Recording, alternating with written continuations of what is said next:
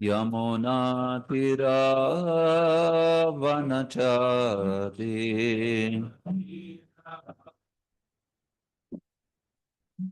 यमुनातिरावनचारी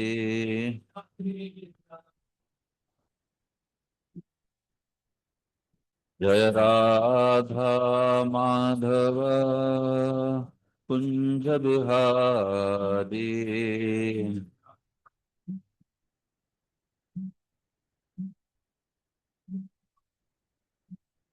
हरे कृष्णा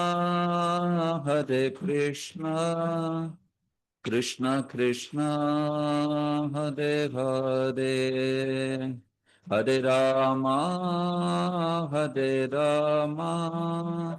राम राम हरे हरे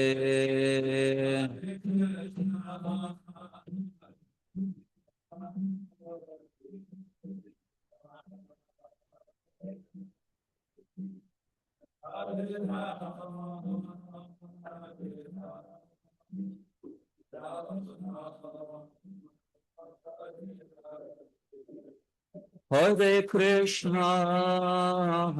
कृष्णा कृष्ण कृष्ण हरे हरे हरे राम राम राम हरे हरे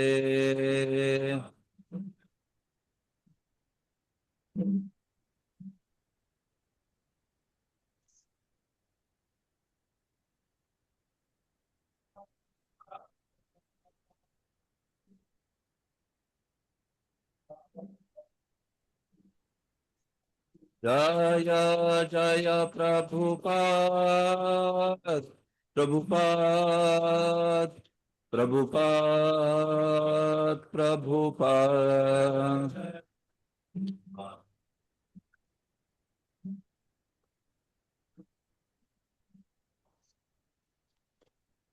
निताय गौर हरि बोल हरि बोल हरि बोल हरि बोल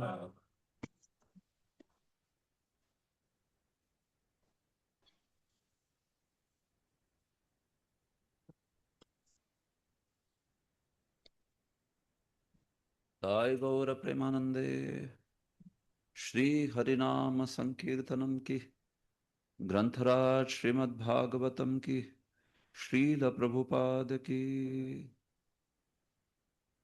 You can switch on some fan. It's a little bit hot. There is no fan here. Huh?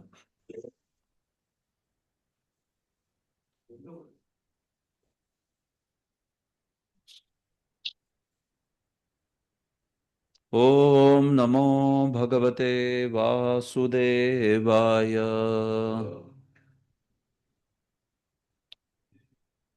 ओम नमो भगवते वासुदेवाय ओम नमो भगवते वासुदेवाय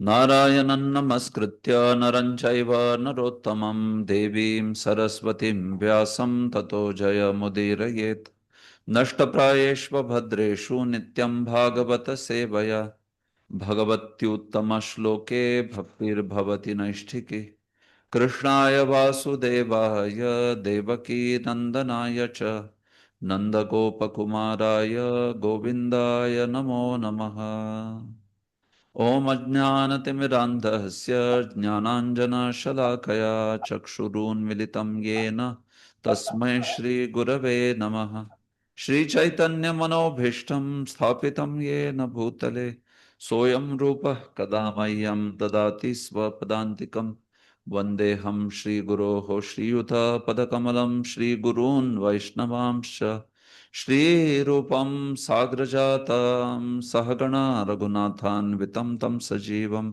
Sadvaitam Savadhutam Parijana Sahitam Krishna Chaitanya Devam Shri Radha Krishna Padan Sahagana Lalita Shri Vishakhan Vitamscha Nama Om Vishnu Padaya Krishna Prishtaya Bhutale Srimate Bhaktivedanta Swamin Niti Namine Namaste Sarasvate Deve Gauravani Pracharine Nirvishesha Shunyavadi Paschatya Deshatarine Namo Mahavadanyaya Krishna Prema Pradayate Krishnaya Krishna Chaitanya Namne Gauratvishe Nama He Krishna Karuna Sindho Dinabandho Jagatpate Gopesha Gopika Kanta Radha Kanta Namostute Tapta Kanchana Gaurangi Radhe Vrindavaneshwari Vrishabhanu Sute Devi Pranamami Haripriye Vancha Kalpatarubhyascha Kripa Sindhubhya eva cha पतितानां पावनेभ्यो वैष्णवेभ्यो नमो नमः जय श्री कृष्ण चैतन्य प्रभु नित्यानंद श्री अद्वैत गदाधर श्रीवासादि गौर भक्त वृंद हरे कृष्ण कृष्ण कृष्ण हरे हरे हरे राम राम राम हरे हरे सर्वशास्त्राब्धिपीयूष सर्ववेदैक सत्फल सर्वसिद्धांत रत्नाढ्य सर्वलोकैक दृक्प्रद सर्वभागवत प्राण श्रीमद्भागवत प्रभो कलिध्वांतोदितादित्य श्रीकृष्ण परिवर्तित परमानंद पाठाय प्रेमवर्ष्य अक्षरायते सर्वदा सर्वसेव्याय श्रीकृष्णाय नमोस्तु मे मदेकबंधो मत्संगिन् मद्गुरो मन्महाधन मन्निस्तारकमद्भाग्य मदानंद नमोस्तुते असाधु साधुता दायिन् अतिनीचोच्चतारक हानमुञ्च कदाचिन्मां प्रेम्णार्थकण्ठयो स्फुर श्रीमद्भागवत महापुराणम की जय हरे कृष्ण हरे Krishna very happy to be amidst all of you. So we are discussing the last unit now, last unit of Kapila Shiksha. So that completes this chapter, this canto also, or any other section is pending also? No, this is the last one. So your first module will get completed. Yes, of course, if you have completed the assessments, if they are pending, then yeah, you have to complete that. Yes, so in this particular unit, we have to cover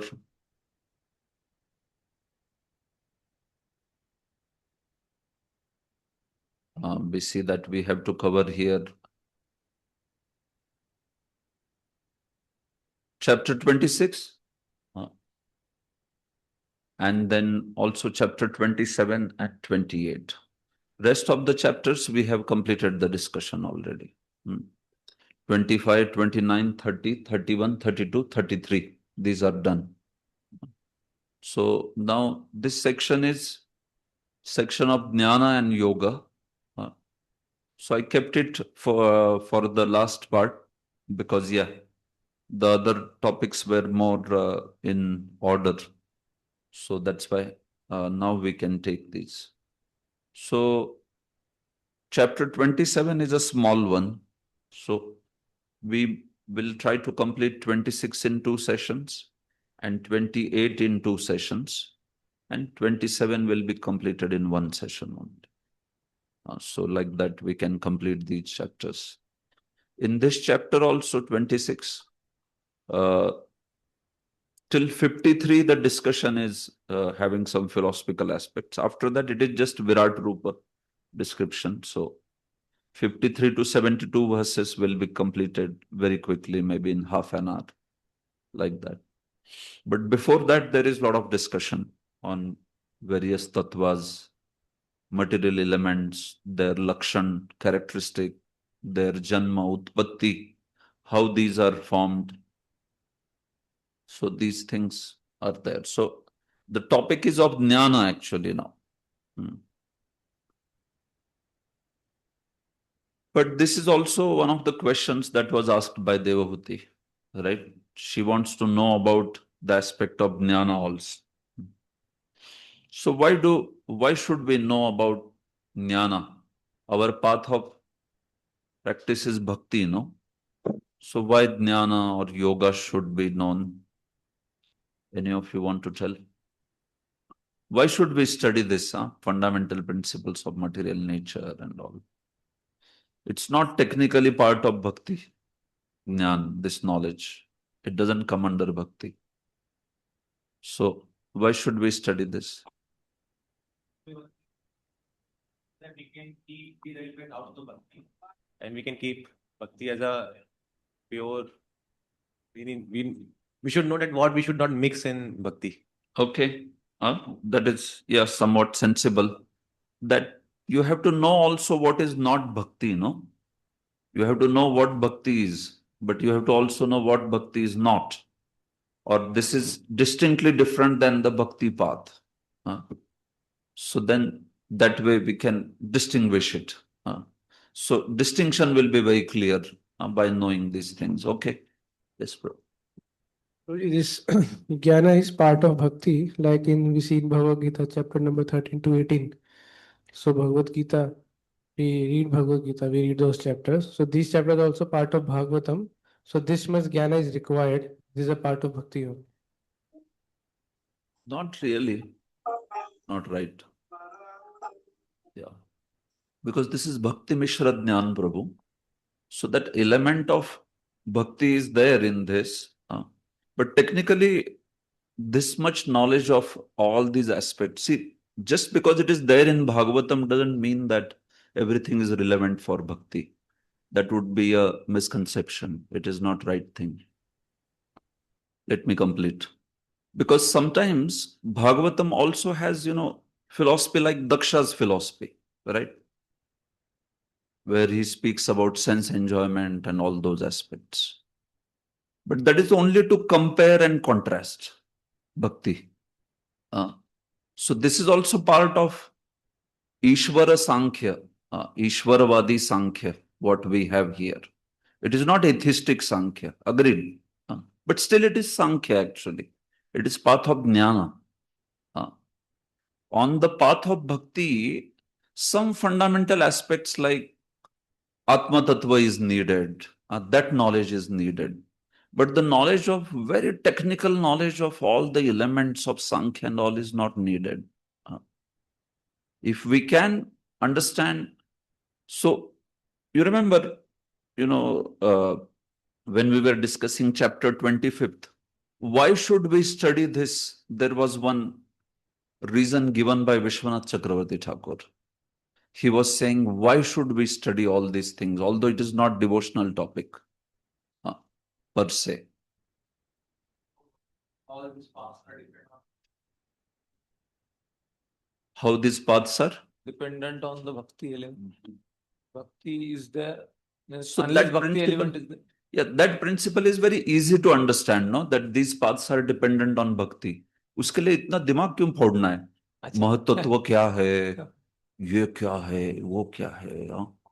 Right? You can understand that principle easily. Oh, yeah, all these are dependent on bhakti. Okay, good, finished. But these are like very quite technical things and all that. As I heard that there will be a people of a different adhikars, means, and for them it's means for them it is required. Means different adhikaris, means Bhagavatam is like a desire tree, and whoever approaches the Bhagavatam, they will get that from this. That also I heard about. Means I'm not sure, but I heard like that. You are somewhat okay, right? What point is connected, that one? Yes, somebody wants to make it more polished. We can tell that during studying the cosmic manifestation where Prabhupada is writing that in the second canto, all these details of these planets, how they are created, Mahatata and everything. So Prabhupada that this is also important as much as the Leela, Tattvas and everything. Because I'm not remembering the reason, but we can glorify the Lord through this, bhakti is not like what we want, but this elements and everything, this creation also shows the magnanimity of the Lord, the the activities of the Lord, like the supremacy of the Lord, and Yeah. that thing. Yeah. Yeah. So that is also good point. See, we shouldn't get caught up into technicality of these subject matters, but should know the purpose behind that. What is the purpose behind learning these things? We can try to understand as much as Bhagavatam is speaking, that is sure. But whole purpose behind that is to actually remember this aspect that this entire creation, without Supreme Lord, it cannot take place. And so, this is also showing his Mahima, this is also showing his glory, this particular aspect. So, having studied the technicality, the conclusion should be that. So, you study Sarga so that you take shelter of Ashray, not that you study Sarga to take shelter of Sarga. That sometimes some people are so much caught up into these details and all that, that they don't have any time to think about Krishna's wonderful pastime or Krishna's wonderful glory, Krishna's wonderful personality. But that remains the foremost subject of Bhagavatam. With all these things, if we don't develop attraction for Krishna, it will be Shrama eva hi kevalam. No doubt. It will be. Although someone can say it is topic of Bhagavad Puran only. Sarga, Visarga, barabar hai. These are all topics of Bhagavad Puran only. Yes. But these are supposed to take you to that 10th topic. Dashamasya Vishuddhyartham Navana Miha Lakshanam Varnayanti Mahatmana Shrutena Charthena Chanjasa. All the 9 topics are spoken so that one becomes dedicated for the 10th topic, which is Ashray Tattva, like that. And what I was trying to remind you is, you remember when Devahuti asked these questions about Jnana and Yoga, which chapter she asked the question? 25th chapter. So there Vishwan Chakravarti writes that he says, Jidnasuna swamatam neyam paramatam budhaihi. Those who are inquisitive, they should ask about their own philosophy, at least. But those who are very intelligent people, they should also know the opinions of others. If they know the opinion, Buddhas, Buddha means what? What does word Buddha mean? Intelligent. So one who is very intelligent, he also understands the opinions of other philosophies, so that he can clearly distinguish, as Prabhu also said, clearly distinguish, oh, this is not Bhakti actually, and this is Bhakti. This is actually Jnana Mishra Bhakti, that is Kevala Bhakti. This is Pradhanibhuta Bhakti, this is Gunibhuta Bhakti. So these all sort of things, no, they become clear when you systematically analyze things. So that's why the point is, within the topics of Kevala Bhakti, we see that these sort of topics may not be discussed much. There we discuss Krishna, Krishna's pastimes, holy names, his activities, the process of potency of holy name, offenses in the holy name. These are the discussions in Kevala Bhakti. But these discussions, they also become very, very important, because unless and until one understands what is Vidya, what is the Vidya, Vidyamcha, right? Even Ishopnishad says that. So one may not understand path very clearly. Otherwise, one may think Bhakti also to be like Jnana, Jnana also to be like Bhakti, Yoga also to be like Bhakti, right? You know, specific meditations are there. Like Krishna sometimes speaks in the first 6 chapters of Bhagavad Gita, when he says, you know, Prakriti kriyamanani gunai karmani sarvasha ahankar vimudhatma kartahamiti manyate. When some things are happening, only one who is a fool thinks that I am the doer.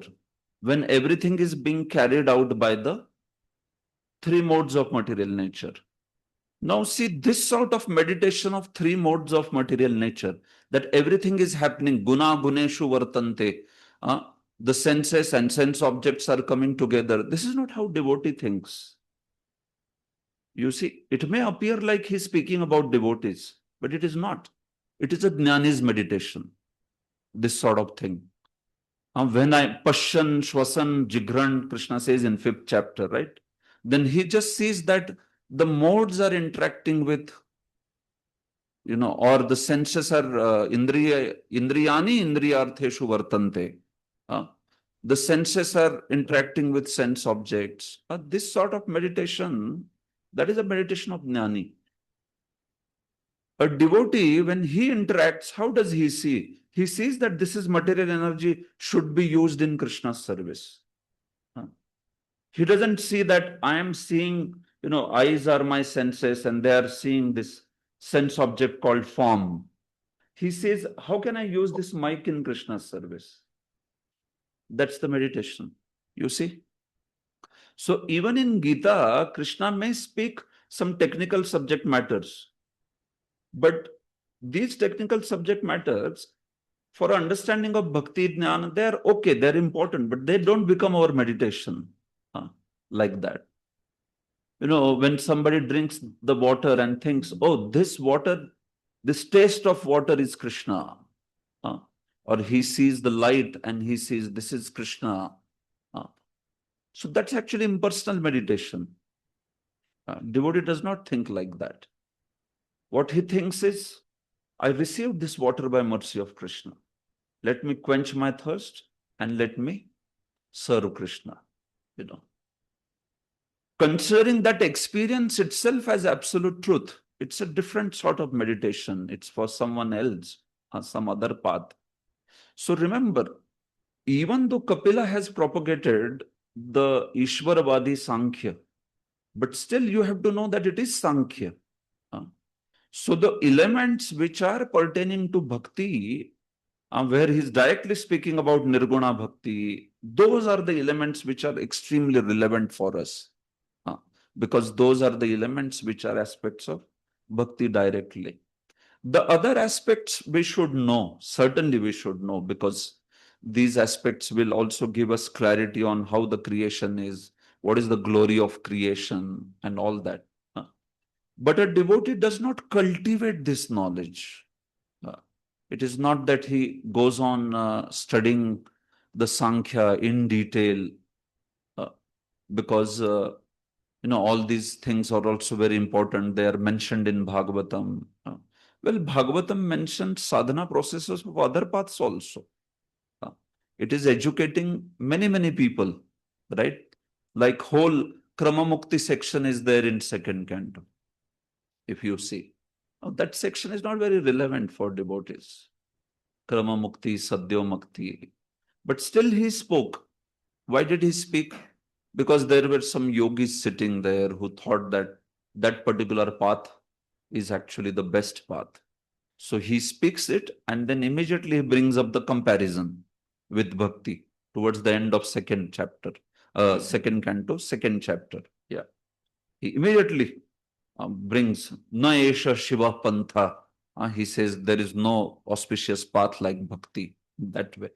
So that's why sometimes the discussions may be there, and these discussions, they are important in the sense, but still, this is a jnana section. Certainly, it is a bhakti mishra jnana section. Just like the next 2 chapters, this and the next one is jnana, and 28th is bhakti mishra yoga. So it is also yoga path actually. So we know that, we should know it, because you can discriminate what is bhakti, what is yoga in that way.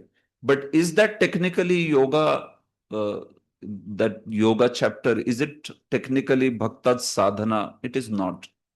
Is this chapter sadhana of bhakta? It's not. It is actually jnana path. You understand? So this is it. Bhakti Mishra, why it is called Bhakti Mishra Jnan? Because in the path of Jnana also, if one doesn't have bhakti, then they cannot attain the goal of that path. So there is this atheistic Kapila. You know this. Imposter Kapila, Prabhupada calls. Imposter. Actually, He was a Kapila, and he is also mentioned in Shastra. He was born in Agnikula.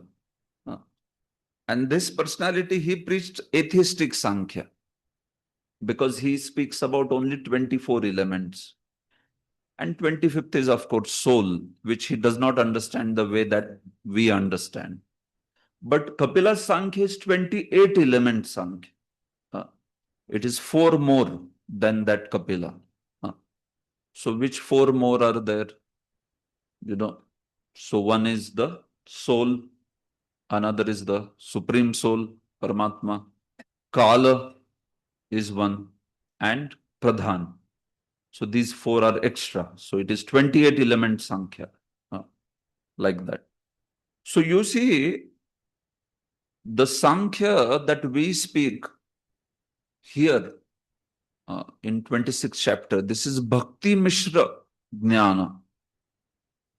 But the atheistic Kapila's Sankhya, it is not even Bhakti Mishra Jnana. It is only Jnana. It is no Bhakti Mishra. This is Bhakti Mishra. Why? This recognizes the aspect of Bhakti. That Sankhya doesn't accept Supreme Lord only. It says there is Purusha and there is Prakriti. And Prakriti only causes creation, it says. There is no need of any Supreme Lord or anything. Prakriti is equipped. So that's why that philosophy is liked by scientists very much. Because they are also like that. They say this whole material universe is equipped with all the laws within it by which creation can happen. You don't need a creator. There is law of gravitation, law of motions, law of electrodynamics, law, all these different laws. And these laws in turn will create the universe. You don't need the supreme. So this is exactly the philosophy of even the Sankhyites, the atheistic Sankhya. So that goes. But this is not like that. This is Bhakti Mishra Sankhya. But still it is Sankhya only. It is not Bhakti. Because if it was path of Bhakti, then it should be the other way around. What is that? It should be Karma Mishra Bhakti, or Jnana Mishra Bhakti, Yoga Mishra Bhakti. So we'll see these terms. As these chapters will come, you will understand these terms very clearly. What do they mean? Like that. So remember, whenever we are describing a path, whatever is last mentioned in that, that is the prominent thing. Like in Bhakti Mishra Jnana, what is the prominent? Jnana is the prominent. But if I say Jnana Mishra Bhakti, then Bhakti is the prominent thing. And Jnana is just a little bit mixture is there. So this one is Bhakti Mishra Jnana. So that's why we see that these aspects, they go into a lot of technical details in this way. Okay. So, you can see this chapter 26 and 27, they will discuss the aspect of Jnana and the liberation by the process of Jnana. And then chapter 27 will describe Yoga. What is the goal of Jnana? Jnana process, what is the goal? Moksha. It is moksha. It is Brahman realization. Sayujya, typically speaking, like that. But in bhakti process, we see that love of Godhead, that's the goal. So here also we'll talk about the liberation aspect. So chapter 26, fundamental principles of material nature. Text 1. Shri Bhagavan Vacha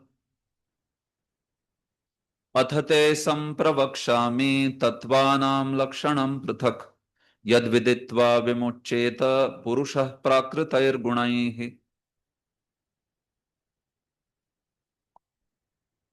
The personality of Godhead, Kapila continued, My dear mother, now I shall describe unto you the different categories of the absolute truth, knowing which any person can be released from the influence of the modes of material nature.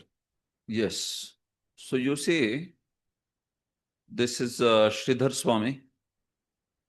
Is it visible for all of you or no? So that will be the issue of projector, right? See.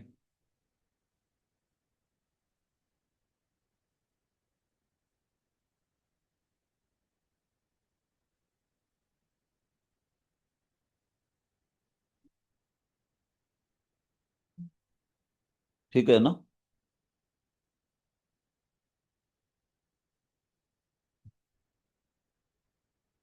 ठीक है.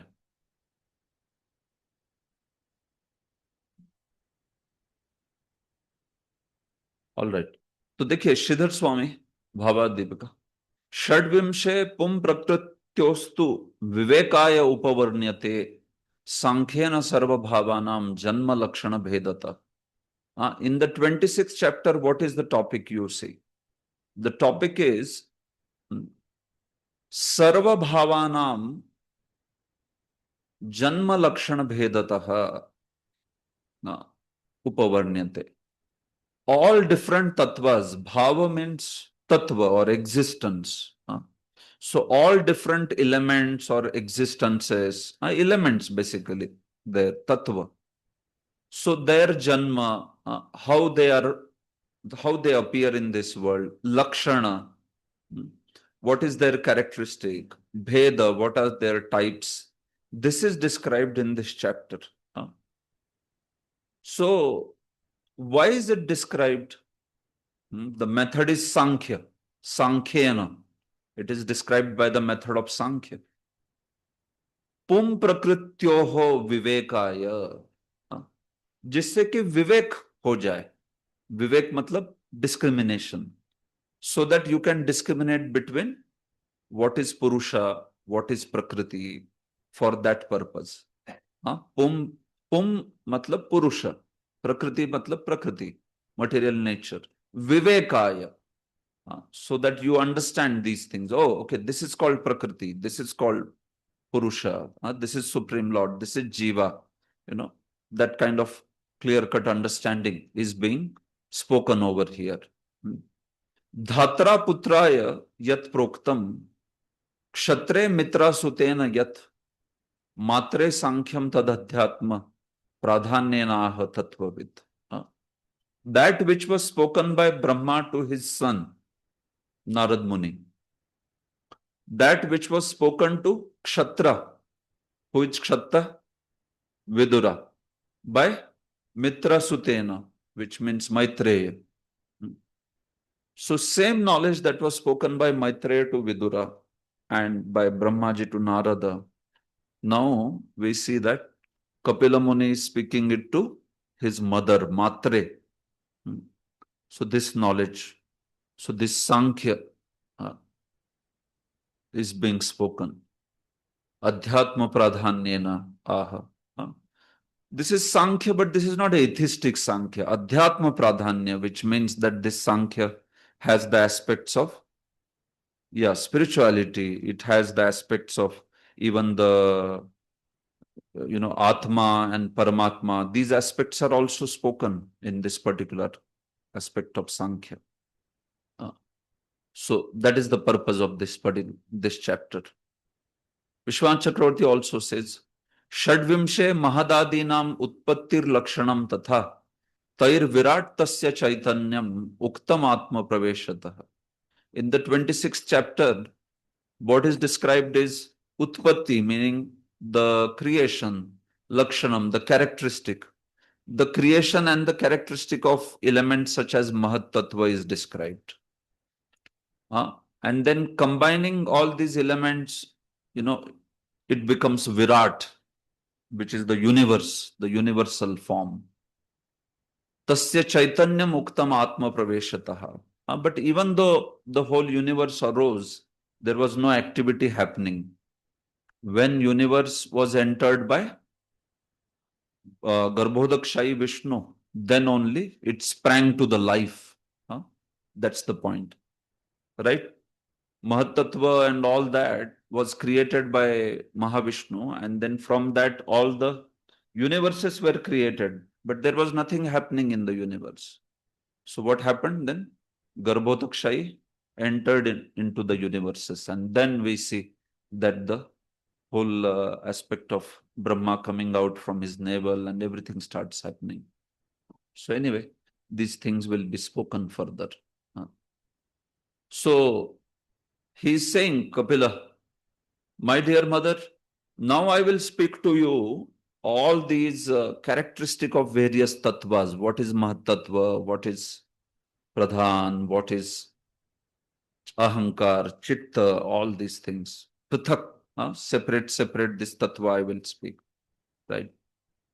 Yad viditva vimuccheta purusha prakrita gune. By knowing which the Purusha, the Jiva becomes free from three modes of material nature. Right? How does he become free from three modes of material nature? Because he understands that I am till now was being befooled by this Maya. Like Sankhyaits give one example. You can see, what is your favorite item, Prabhu? Eating? Rasgulla. So there is Rasgulla, right? So Prabhu likes it. Everybody likes it anyway. So there is one, succulent Mahaprasad Rasgulla from Radha Gopinath temple or from whatever, Radha Vrindavan Chandra temple or Krishna Balram's Rasgulla. It is multicolored, very special, that comes and with all the liquid dripping from it, not just dry. And you can see also that some cherry or some things, these are also sprinkled on that.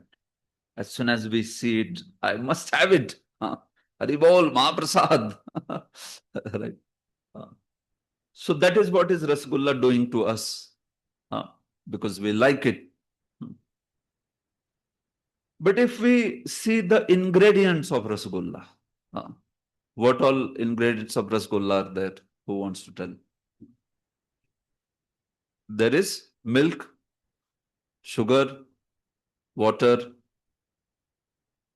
Milk, how do you, you need something to put in the milk, right? By which it becomes paneer. Lemon or citric acid or lemon, like that. So all these ingredients are there, right? So you see that Rasgulla was giving such a hard time trying to control the senses. But imagine, instead of Rasgulla, on the table, all these ingredients are put there. Sugar रख दी उधर, या फिर कुछ लोग मैदा भी डालते तो मैदा रख दिया. And then you place the, what all, saccharin or sugar, whatever. And you are placing that citric acid, which looks also like sugar. And you have placed there. And then now you look at that. And it is not like five people have to hold you. Prabhuji, no, I cannot resist. Why? Because it is so attractive. Well, it's the same thing, no? But what you have done now? You have split it to its constituent. And you see that whole combination after splitting it to constituent, how many people get attracted to maida or, whatever, like to atta. Maybe milk is little bit attractive, probably. That too depends.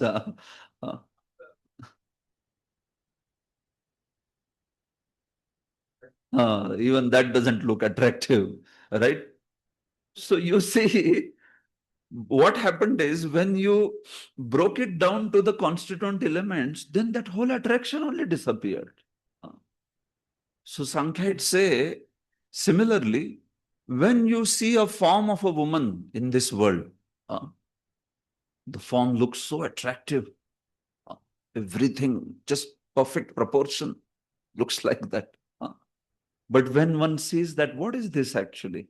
Etan mamsadivat vikaram manasi vichintaya varam. Oh, this is actually earth. This is water. This is fire. There is ether. It's packaged in a nice manner.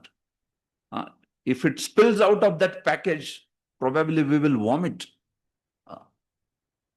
It is that deadly, isn't it? It's just that it is covered. So, the Sankhya tells you to see everything to its constituent element. This is actually Why we are getting so much bewildered by it? It's earth, water, fire, air, ether, finally. It's the same thing. It's just that the combination has become very attractive. Of course, it is easy to say like that. Not is so much easier to practice. But that's what a Sankhyaite is.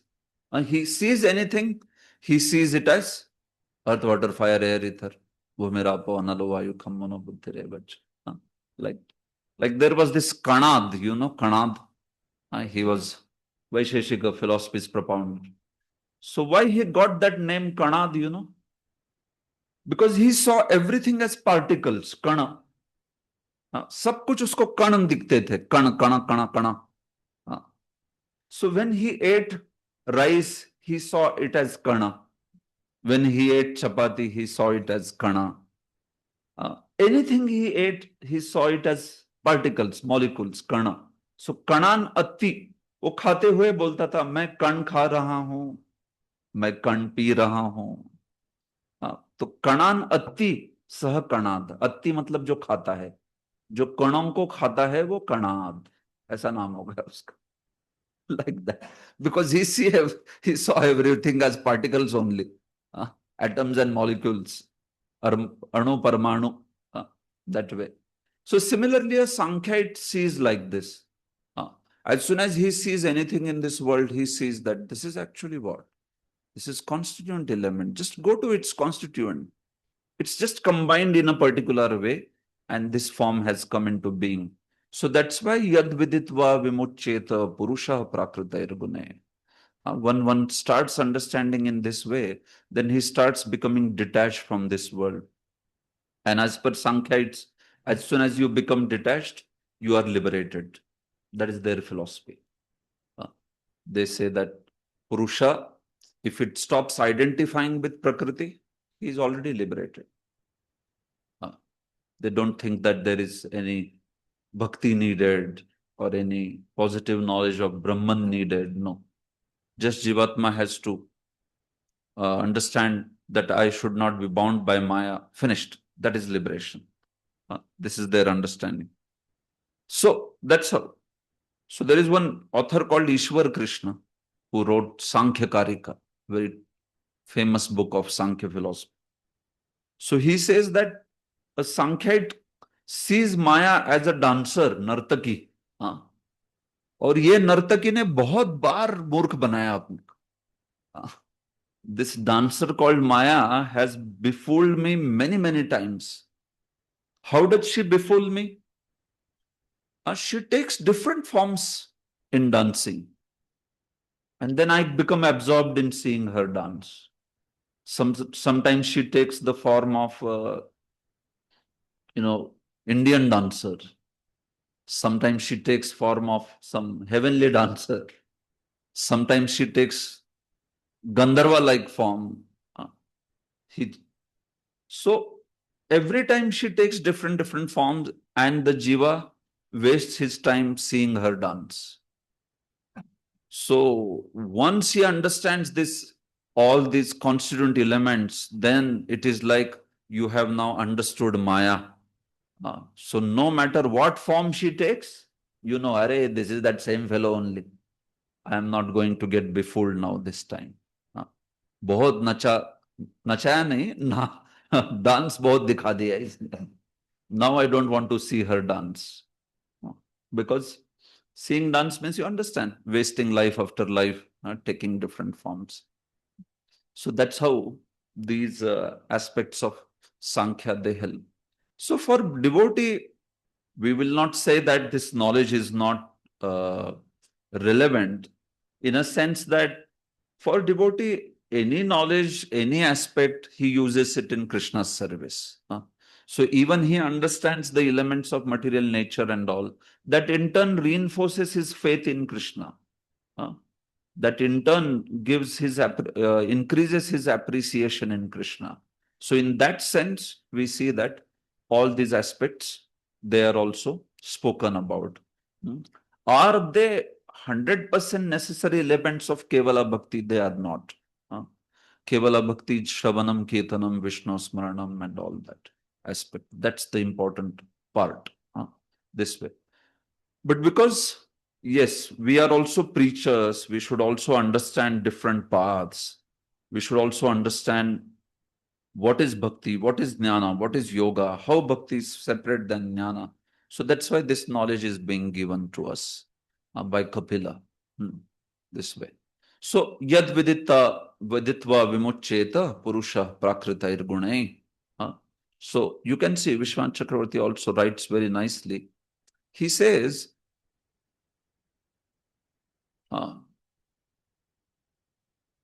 mother had asked Bhakti, Jnana, Yoga. Kapila's mother had asked about three things. You remember, right? She had asked about Bhakti, Jnana, Yoga. And out of that, in last chapter, Bhakti Muktva, he already spoke on Bhakti in 25th chapter. You remember that. So now, having heard Bhakti itself, Kritarthi Kritya, Mother Devahuti felt blessed by hearing about Bhakti itself. Kritarth ho gayi main. Bas. She felt like she has accomplished her purpose because she has heard about Bhakti. Like that. But still, why this is being spoken here? He says that because of 2-3 things. One is Swarga Mokshadi Phalanam Bhaktya Vina Datum Ashakyatvat. Because the paths of karma or yoga or jnana, they cannot bear their fruit without bhakti in order to drive home this point. So, Teshu api bhakti mahadevya adhikarat. Bhakti is like the queen, Mahadevi. And in those paths also bhakti is needed. If those paths don't have bhakti, then they will not generate the results of those paths. So that's why Tasyaha upasak janay api kautuk vashat. This is the important word. Why do devotees study these subject matters is kautuk vashat. Kautuk vash matlab jigyasa ke karan, inquisitiveness. That's why they study these subjects. Kautuk vashat. Although we are actually worshippers of Bhakti Devi, Bhakti process, but still kautuk vashat. As part of that inquisitiveness, so that you can indeed even understand bhakti better by contrasting. So that's why karma, jnana, these are also jigyasaniya. That's why paths like karma, jnana, yoga, they should also be understood. So this is why now in this chapter he will speak jnana, jnanam vaktumaha. He will speak about this aspect of jnana. Okay. So that's the purpose. Someone can read this highlighted. There are many diverse departments of knowledge in understanding Krishna. Sankhya philosophy is especially meant for persons who are conditioned by this material world. It is generally understood by the parampara system or by disciplic succession to be the signs of devotional service. Yeah, so you can see that he says Sankhya philosophy is especially meant for persons who are conditioned by this material world. But if you're studying the Sankhya of Kapila, yes, it is understood to be finally devotional service only because it leads to devotional service. It speaks Sankhya first, the material elements first, but later it talks about bhakti only. Later it talks about Atma, Paramatma, and the process of achieving Paramatma. So that's how it is being equated with devotional service.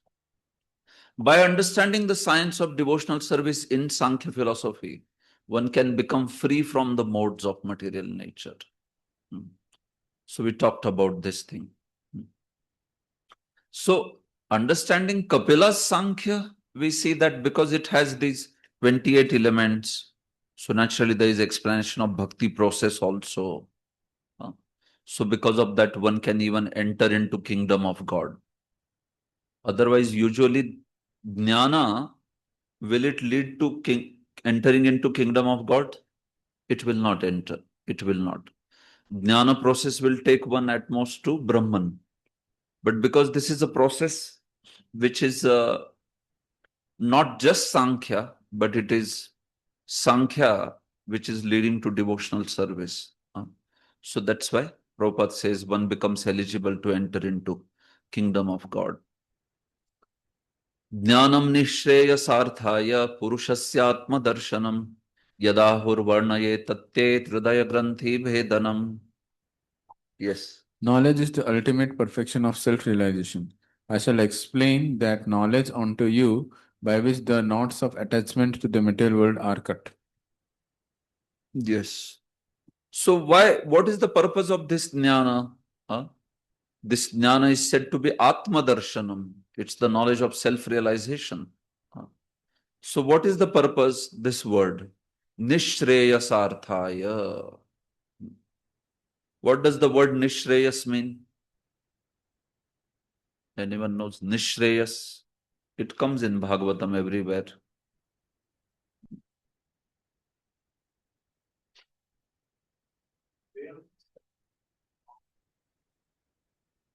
Nishreyas means best what? So what is that best benefit? Bhakti? Yes, you were saying something? No. Same. Okay. Yeah. See, Nishreyas, remember this word. Shreyas, as you said, is the long-term benefit, superior benefit.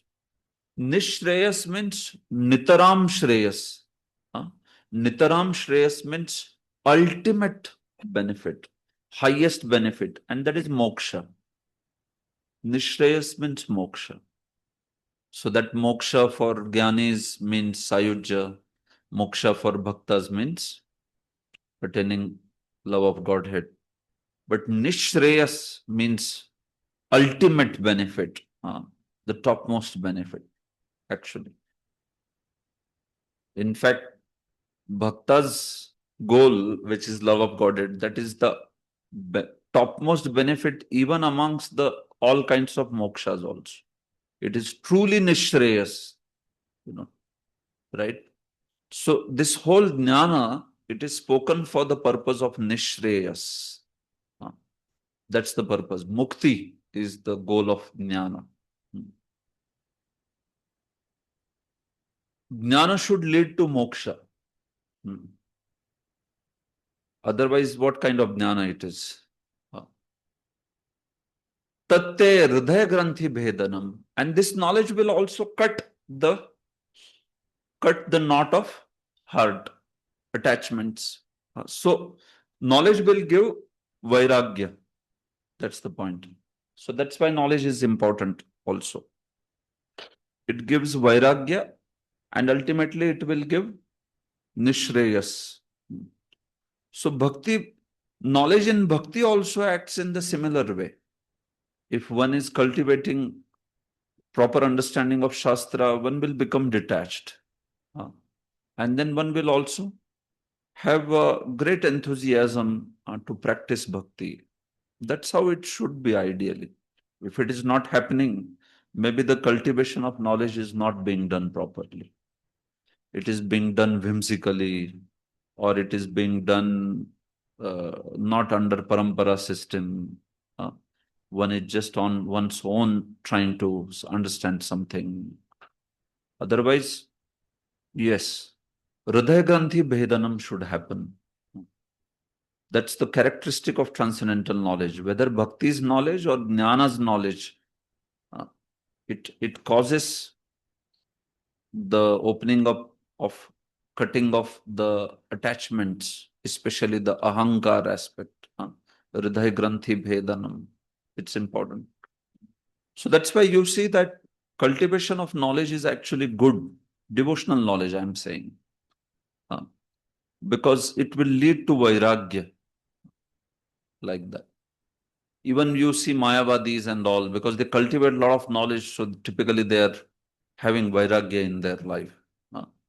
Because they cultivate these aspects. Of course, we are not talking about cultivating some impersonal knowledge. We are speaking about knowledge of bhakti, of Bhagavatam, of Krishna, Krishna's qualities, bhakti process, its comparison with jnana, karma, yoga, these aspects. They help one to first become free from attachment and then also proceed towards Nishreyas. This way. So Prabhupada writes that Atma Darshanam. Prabhupada says in various, okay, read this in various ways. In various ways, the seeing of oneself is described in the Vedic literatures and it is confirmed in the Bhagavatam. Purusasya Atma Darshanam. That one has to see oneself and know what he is. As Kapila Dev explains to his mother, this seeing can be done by hearing from the proper authoritative source. Yeah. So Prabhupada would give example of seeing, right? Whenever they say darshana, Atma Darshana. So what would Prabhupada speak, which example he would give about seeing aspect? Like the Jnanis say that one should see the self. So that's all. Is that good enough? Seeing the self, Atma Darshan. What more should be? Doctor? What is that? He says that if I have become a doctor and I don't practice after becoming a doctor, so the Gyanis themselves try to realize I am a spirit soul, but there is also activity of the spirit soul. Correct. So they are not concerned about that. They are only concerned about I am Brahmasmi, but what is the activity of Brahma? Okay. That I remember. Yeah, that is one good point. Yes, discussion. Yes. Son, we realize Knowing the, oneself. Yes, Vilas Vadan Pro, you want to say something? when we realize the Son, we see ourselves also. When we That- realize the Lord, when we realize Lord, then we realize ourselves also. Yeah, what example he gives? In SSR, he says, Prabhuji, this telling that Sun, if we Very nice. see the Sun, then we see ourselves also. Exactly. So that's perfect. That's what I was looking for. So Atma Darshanam doesn't mean seeing only oneself, which is Jnani's idea, but seeing oneself and seeing everything around him, seeing the Supreme Lord, that is Atma Darshanam. Just like somebody, if he sees sun, then because of that sun, he can see himself also. He can see everything around also. Otherwise, if that sun is not there, one cannot see himself also, isn't it? If darkness is there, can one see oneself? Even if there is mirror or something, we cannot see. So that's why Atma Darshan means actually seeing the Supreme Lord as well as seeing oneself. This typical idea of Atma Darshan ki, बस स्वयं को देखना है, आत्मा क्या है देखना है. That is not complete. One has to see Paramatma, then one will be able to see Atma and also the material world. Kapiladev is the greatest authority because he is the Supreme Personality of Godhead. And if someone accepts whatever is explained as it is, without interpretation, then he can see himself. So the process of seeing the Supreme Lord, Shrutekshita, is basically to hear from authoritative sources from scriptures. So Prabhupada speaks about Jiva's actual position, Jiva Swarup Hoy, Krishna Nityadas, all that. When one can cut the knot of attachment to the material world, his understanding is called knowledge. So two functions of knowledge you can remember in this verse. One is Hridaya Granthi Chedanam and another is Nishreyas. That's all the verse is speaking. Knowledge means it should lead to cutting the knot of attachments and it should also lead to the Nishreyas, which means the liberation, going back home, back to Godhead for devotees. Then that's considered to be real knowledge, perfect knowledge, Atma Darshanam.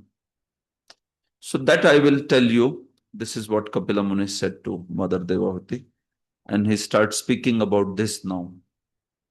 So in first three, like from text 3 to text 8, what he does is he gives a general introduction of Jeev Jagat Jagdish. which are considered to be Tattvatraya, 3 Tattvas. So, general he speaks, what is Jiva, what is Jagat, meaning material nature, what is Jagadish. Then he will get into elements like Pradhan, Mahatattva in detail. But in the beginning, he speaks these 3 basic fundamental truths. Jiva, embodied soul, material nature, Prakriti, and the Supreme Lord, Paramatma or Parameshwar. So these 3 things and their interactions are spoken in text 3 to 8. So you see text 3. Anadiratma Purusho Nirguna Prakrite Parah Pratyagdhama Swayam Jyotir Vishwam Yena Samanvitam.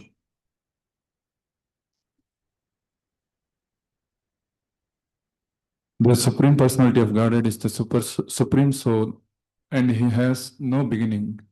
He is transcendental to the material modes of nature and beyond the existence of this material world. He is perceivable everywhere because He is self-effulgent, and by His self-effulgent luster, the entire creation is maintained. Yeah. So now, who is being talked about first? Purusha. Supreme. In Jeev Jagat Jagadish, this is Jagadish is being spoken about in the beginning. So the characteristics of Paramatma. See, even the Purusha, when we say Prakriti and Purusha, what does Purusha mean? Enjoy. So who is that Purusha? Paramatma is Purusha. Jivatma is Purusha or not? Purusha Bhava. Yeah. Do we refer Jivatma by the term Purusha or not? Purusha Prakriti Stohi Bhungte Jan Prakriti Jan Gunan. So remember, Purusha means Dvividha Purusha, always. In Sankhya, Purusha means Jiva also and Purusha means Paramatma also. So depending on the context, you have to say. Purusha means enjoyer. So it can refer to independent enjoyer, the Supreme Lord, and so-called imitation enjoyer, Jiva. To both of them it can refer, Purusha word. So that's why if you are talking about this Purusha here, विश्वम ये न समन्वितम, जिनके द्वारा ये विश्व जो है, it is pervaded. So immediately you understand which Purusha is being talked about. Yeah, Paramatma is being talked about. Because this will not apply to the Jivatma. Vishwam yena samanvitam. So the characteristic of that Purusha are spoken, Paramatma. He is Anadi. Right? He is without beginning. Jivatma is called as Anadi or not? He is not called Anadi actually, technically. Jivatma is not Anadi. He is Adi. You know. That's why Anadi word has been used for. Why? I will tell you. That is because it is talking about pure Atma. Jiva is not pure Atma. Jiva is a conditioned soul. So when we talk about conditioned soul, so it's not called Anadi. It's called Adi. Because he has undergone birth in the material existence. He has got a body. So that's why I'm just telling the technical terms, how they are used. If you're talking about Shuddha Jiva, Shuddha Atma, then the word Anadi can apply. But if you're talking about a conditioned soul, then the word Anadi doesn't apply. Anadi word is applied for, that's why Supreme Lord and for the Jivatmas which are there in the spiritual world, Anadi. But for others, because they take birth in the material world, at some time there is birth, sometime there is death. So that's why they are called Adi actually, not Anadi. Yes, so Krishna is speaking about Atma there in its constitution. So that's why we see that he speaks about, Ajo Nityaha Shashvatoyam Purano Nahanyate Hanyamane Sharire. This way. Even Krishna says that verse, I think, is it in 5th chapter? Yo vetti mam anadim cha vetti loka maheshwaram. What is that?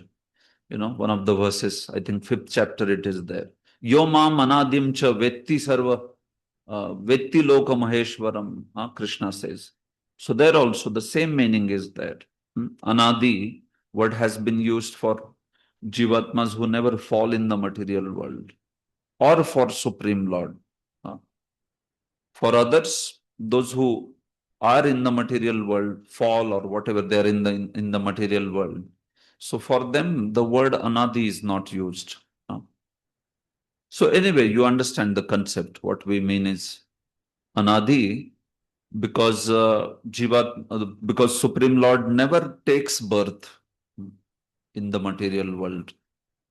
He never takes birth. He doesn't take a birth. Atma word is used here for Paramatma. Shastras use the word Atma also for the Supreme Lord. Many places. Words like Atma, then Tat, Sat, Brahma, Parabrahma, of course Bhagavan, Paramatma, these all words are used for the Lord. But Jiva is never used for the Lord. The word Jiva is never used for Supreme Lord. Atma is also used many times.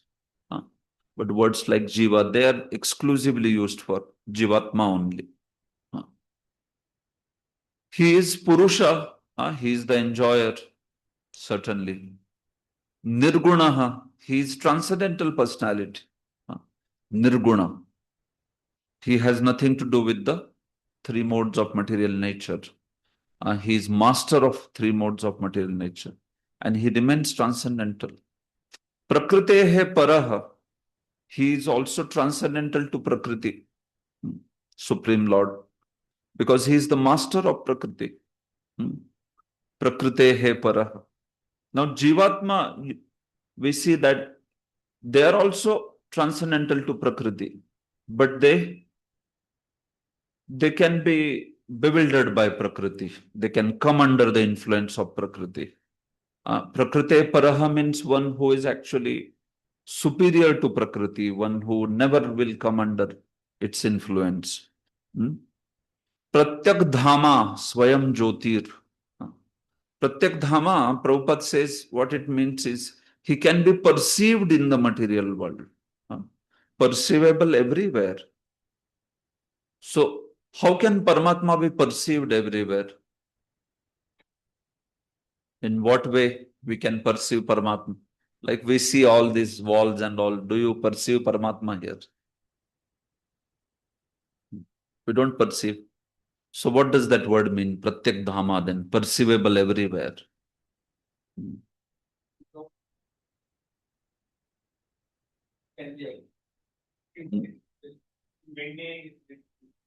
Nothing can be existing. Very nice. Yes.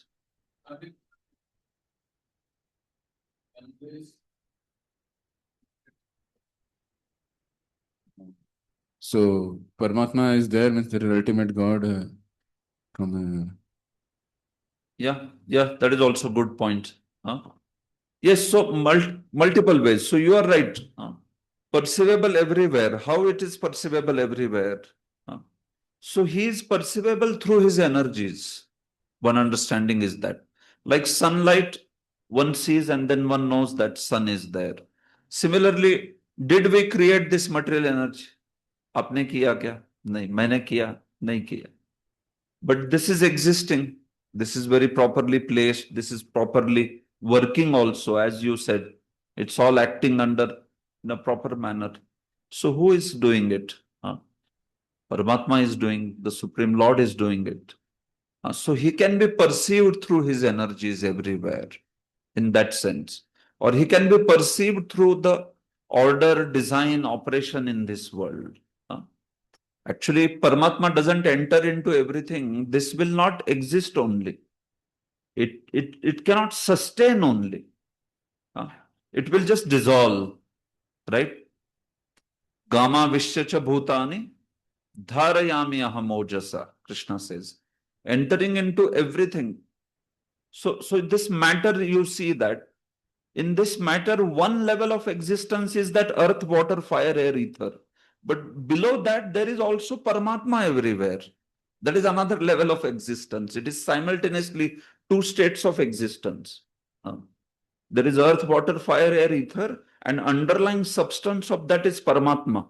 That's why that earth, water, fire, air, ether is visible. It is existing. Otherwise, it will disappear. It will dissolve. It will not sustain only. This way.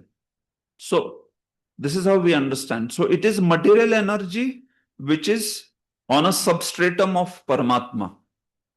Sometimes people don't understand if Paramatma is everywhere, is there anything called as matter, they say. बराबर है? अगर सब जगह परमात्मा है तो matter है क्या फिर? Is the matter there or not there? But then every Paramatma is there in Andantarastha, Parmanu Chayantarastha. So, yeah, it's basis, it's substratum. Yes, you understand now. It is the basis. It is, otherwise everything will become spiritual in the sense that spiritual, transcendental it will be. No, but matter is matter, no? Right? We don't say everything is spiritual in the sense of everything is constitutionally spiritual. Everything is spiritual in the sense of usage. You can use everything spiritually.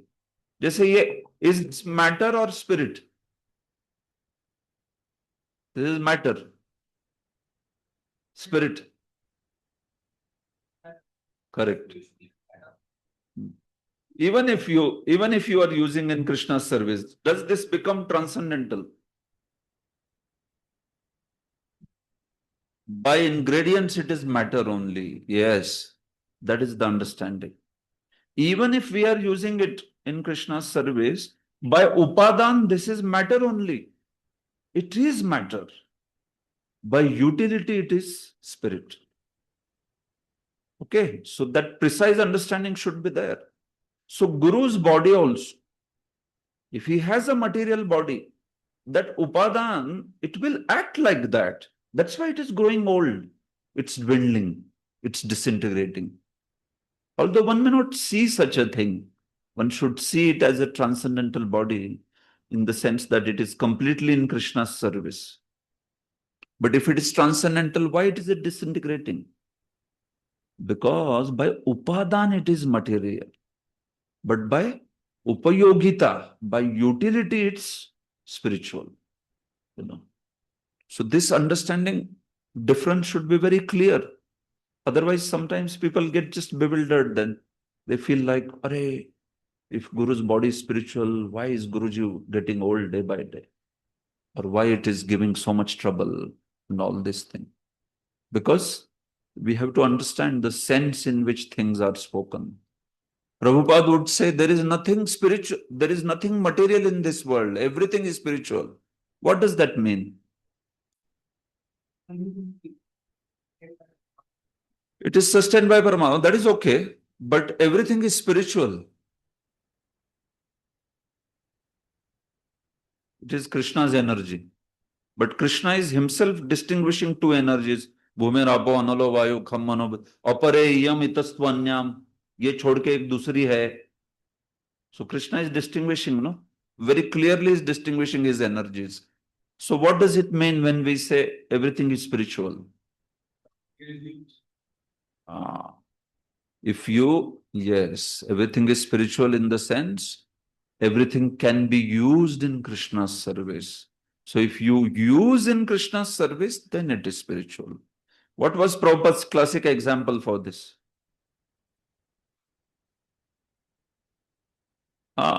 That is okay, but he would tell that how everything can be called spiritual by one example.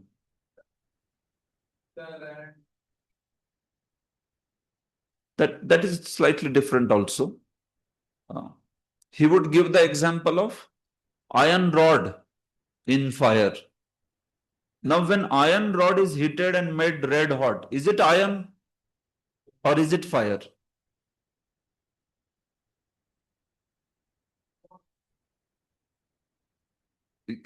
Right now, fire. Tell me, is it fire or is it, what is it? Now, yes, exactly. By upadan, it is. By ingredients, it is iron. By utility, it is fire. Like that. As soon as you allow it to heat, immediately, दिख गया वो क्या है original. It is actually iron only.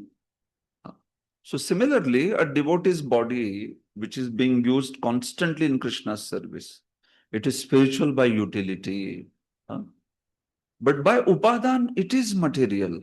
That's why it has its effects. It will have those effects, 6 transformation. It dwindles, decays, falls off in the end. Like that.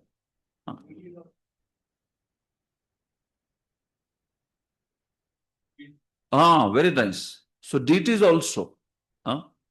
Yes. Deities also.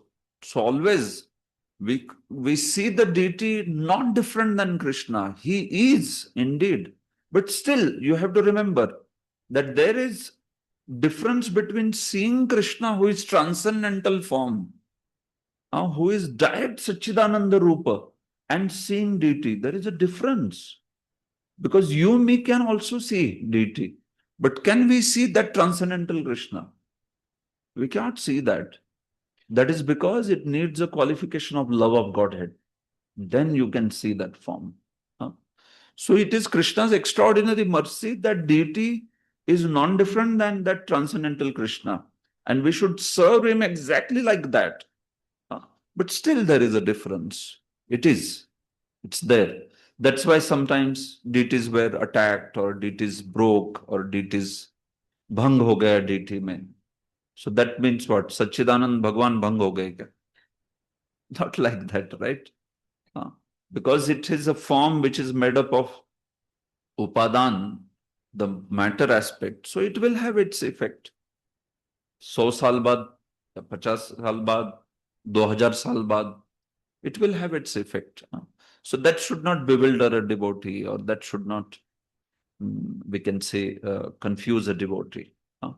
So point is, some things are inherently spiritual, inherently transcendental, and some are transcendental by their utility. So things in the material world, they are transcendental by their utility. They may not be inherently transcendental like that. But we see spiritual body or spiritual holy name. These are all inherently transcendental things. So that's why.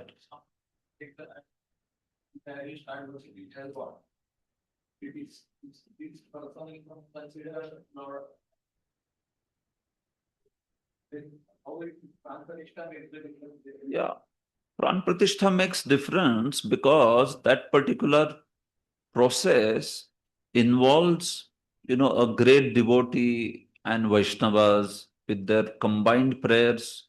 They actually invite Krishna to be that deity. That's why that Pran Pratishtha is needed.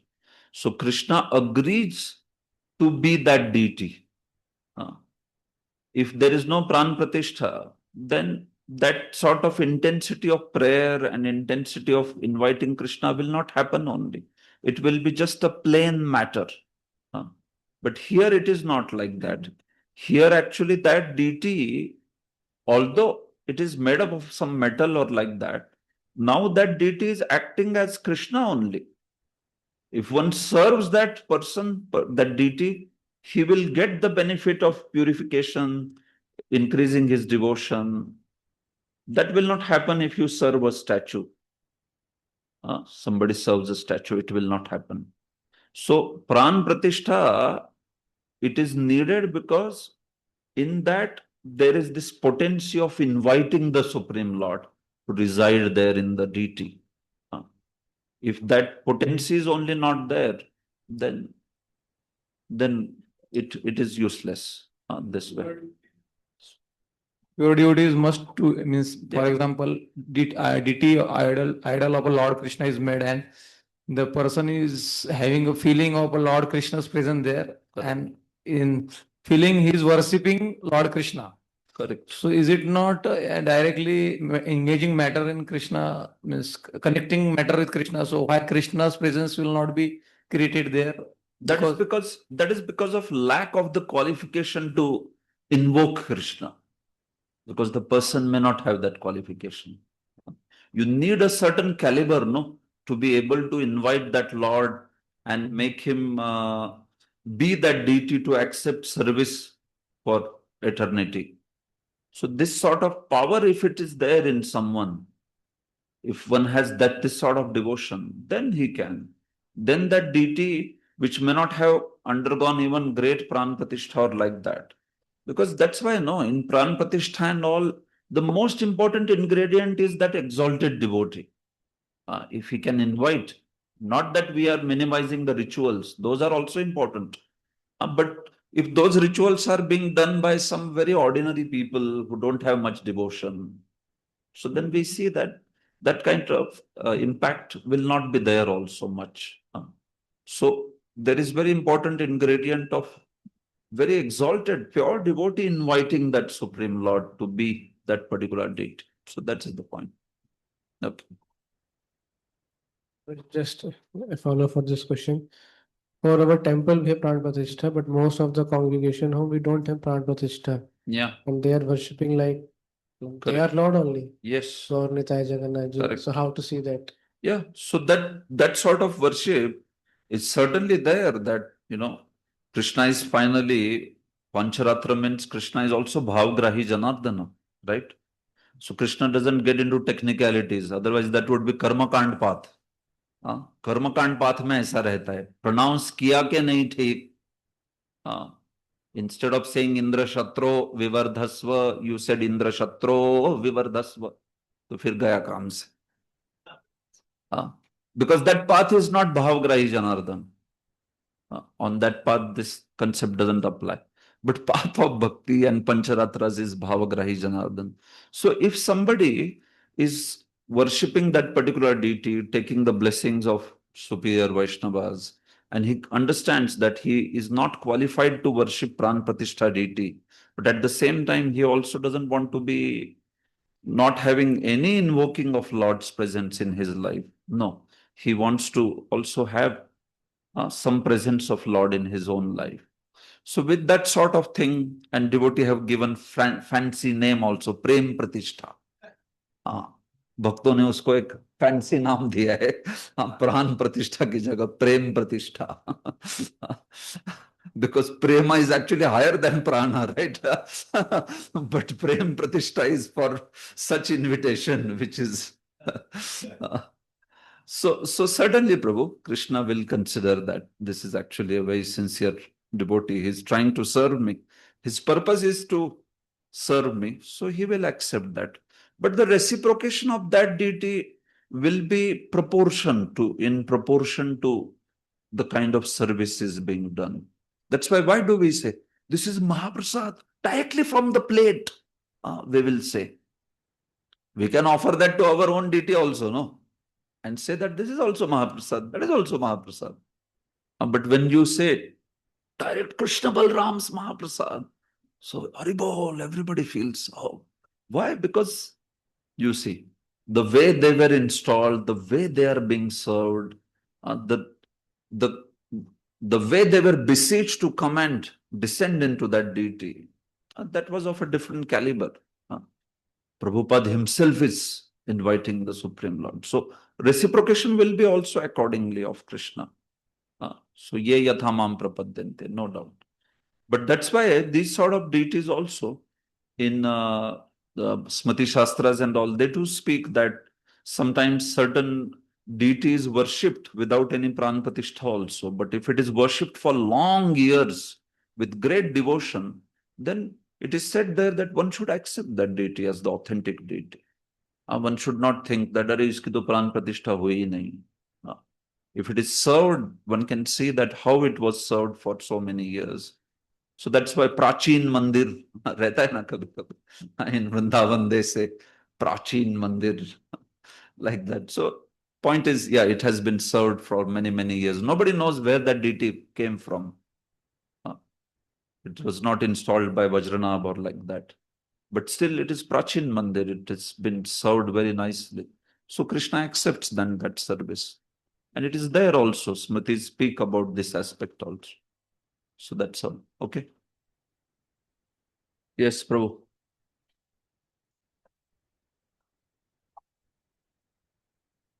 Yes, Guruji, how to understand the Swayambhu Murtis or deities? They also manifest in the material form only. Because some of the acharyas and devotees get the self-manifested deities, Lord only. So Correct. that ingredient wise is what and how to understand? Yeah, see, very clearly that ingredient wise also that is that Upadan is certainly Prakriti, because you got the question, right? Or you did not get the question? He's asking about Swayambhu Murtis, the Murtis, yeah, which appear on their own to the devotee. Lord gave that Murti, or he appeared himself as that Murti. So, in such cases also, Prabhu, the very fact that, yes, Lord has appeared in that form of that Murti, but the very fact that those who don't have love of Godhead, they can also see that, that form. So actually, he has appeared in a form which we can see. So it is clearly the Upadan aspect is there even in that. But that's what, as a devotee, our focus will not be on that matter Upadan aspect. It will be on the aspect that actually this is Krishna. This is indeed Krishna. And what to speak of Swayambhu? Udatu direct, Krishna only has manifested straight away. So then that's how a devotee sees. That's why sometimes devotees, they laid down their life also to protect the deity, right? They did not say that, "Are, thik hai na, Upadan," like that. Upadan, no. They laid down their life. Like this, Ranganath deity was attacked by Malik Kafur. So, 13th century. And that fellow killed 10,000 Sri Vaishnavas, Malik Kafur, attacking Sri Rangam. So, what they did is, just before, some 15 kilometers away, the army had come in Samayapura. So, what they did is, they closed the current Mula Vigraha of Ranganath, the Sanctum Sanctorum, Garbhagraha, they closed with huge pashan. They just closed the Lord. So that even if that fellow comes, he cannot touch the Mula Vigraha, which is the big deity of Ranganath. And outside they put an imitation idol. Exactly similar. They made an imitation and they put it outside. And the Utsav Vigraha, that they were taken away, because if they thought they are found, I think they are golden also. So, they thought that if these Utsav Murtis are found, then they will vandalize them and like that. So for that purpose, one great Acharya called Pillai Lokacharya, he just, ran so much distance, and then later he also on horseback he rode and then again ran. So he wanted to make sure that the deity reaches Tirupati.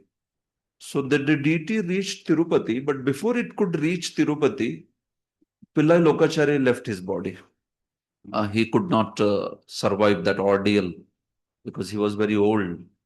But he made sure that the last aspect of reaching to Tirupati, when he handed down to that devotee, and that devotee said that, yes, now I can certainly make sure that the deity would reach to Tirupati. That's when he left his body, being, convinced that now Lord will be protected.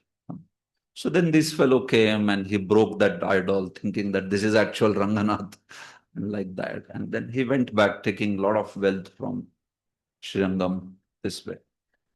And he was ruling that area. He had left some army and all. So 40 years, Sri Ranganath Swami was closed in that stone sanctum sanctorum.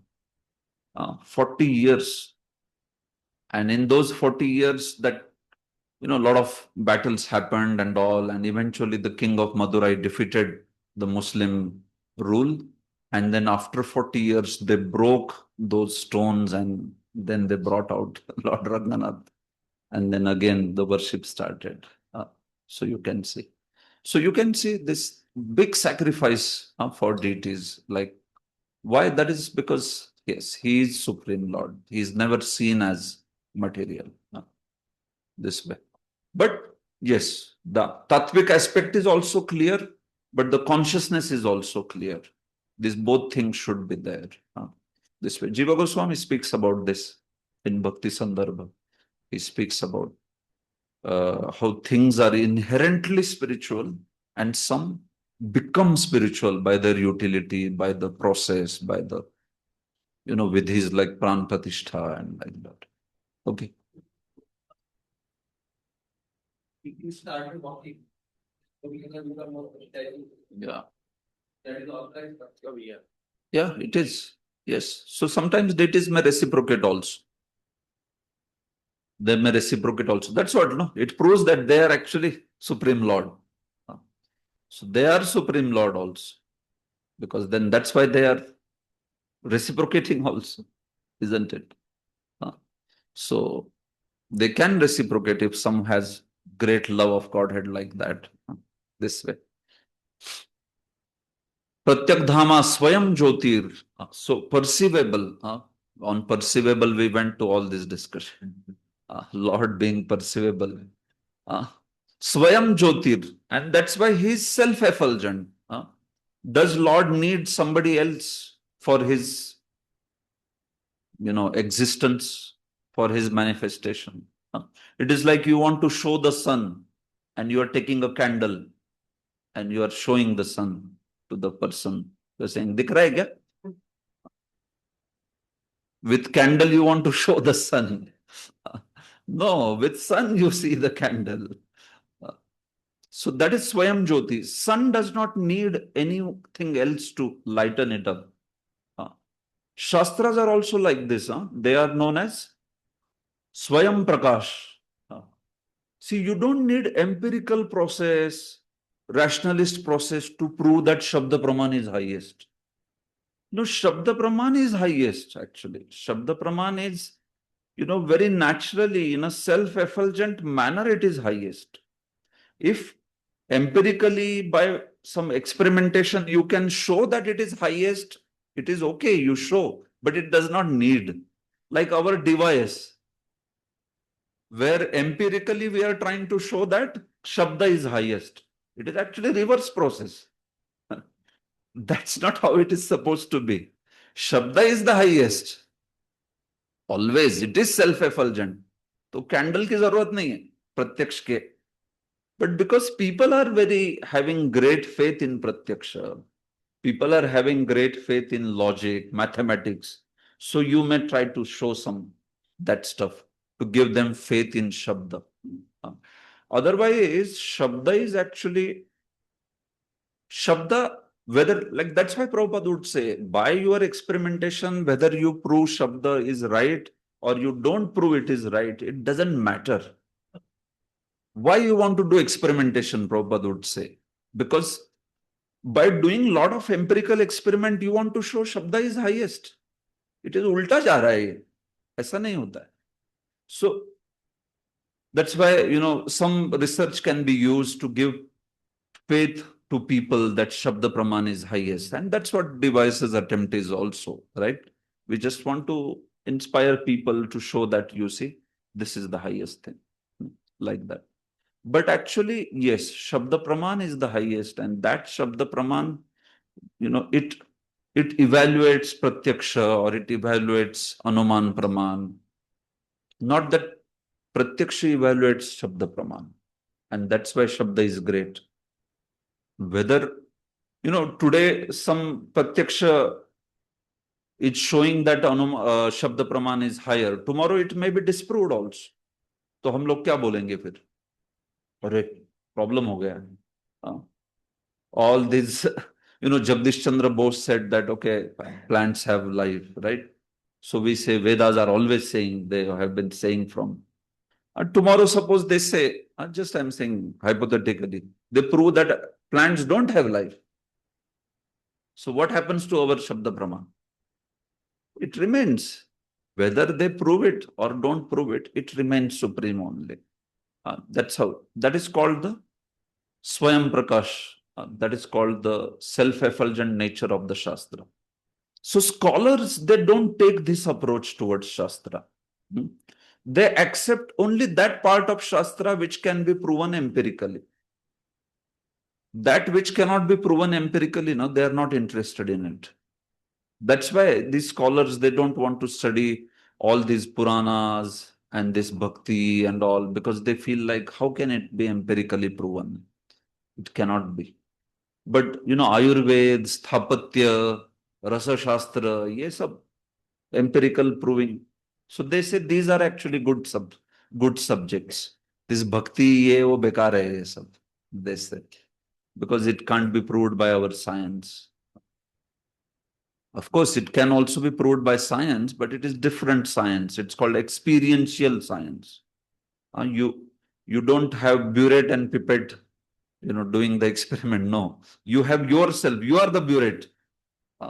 Or isme tum dalo wo, holy name and all that. And then it becomes pink after some time. And then you realize, oh, yes, titration successful. Isn't it? So that's called experiential science. It's not experimental science. It's called experiential science. So this is how Swayam Jyoti. So Shastras are self-effulgent. Krishna is self-effulgent.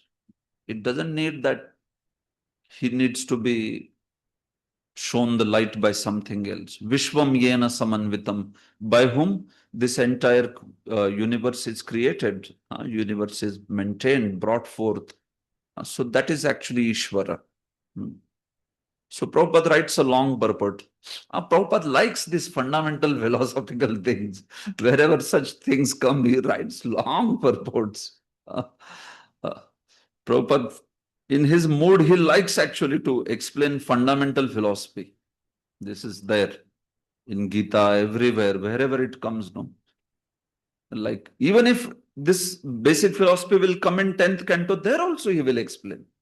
ऐसे सोचेंगे नहीं क्या ये 10वां स्कंद है, ये तो सब सुन के आए हैं अभी. He relishes only. He goes on. Jiver Swarupoy Krishna Nityadas.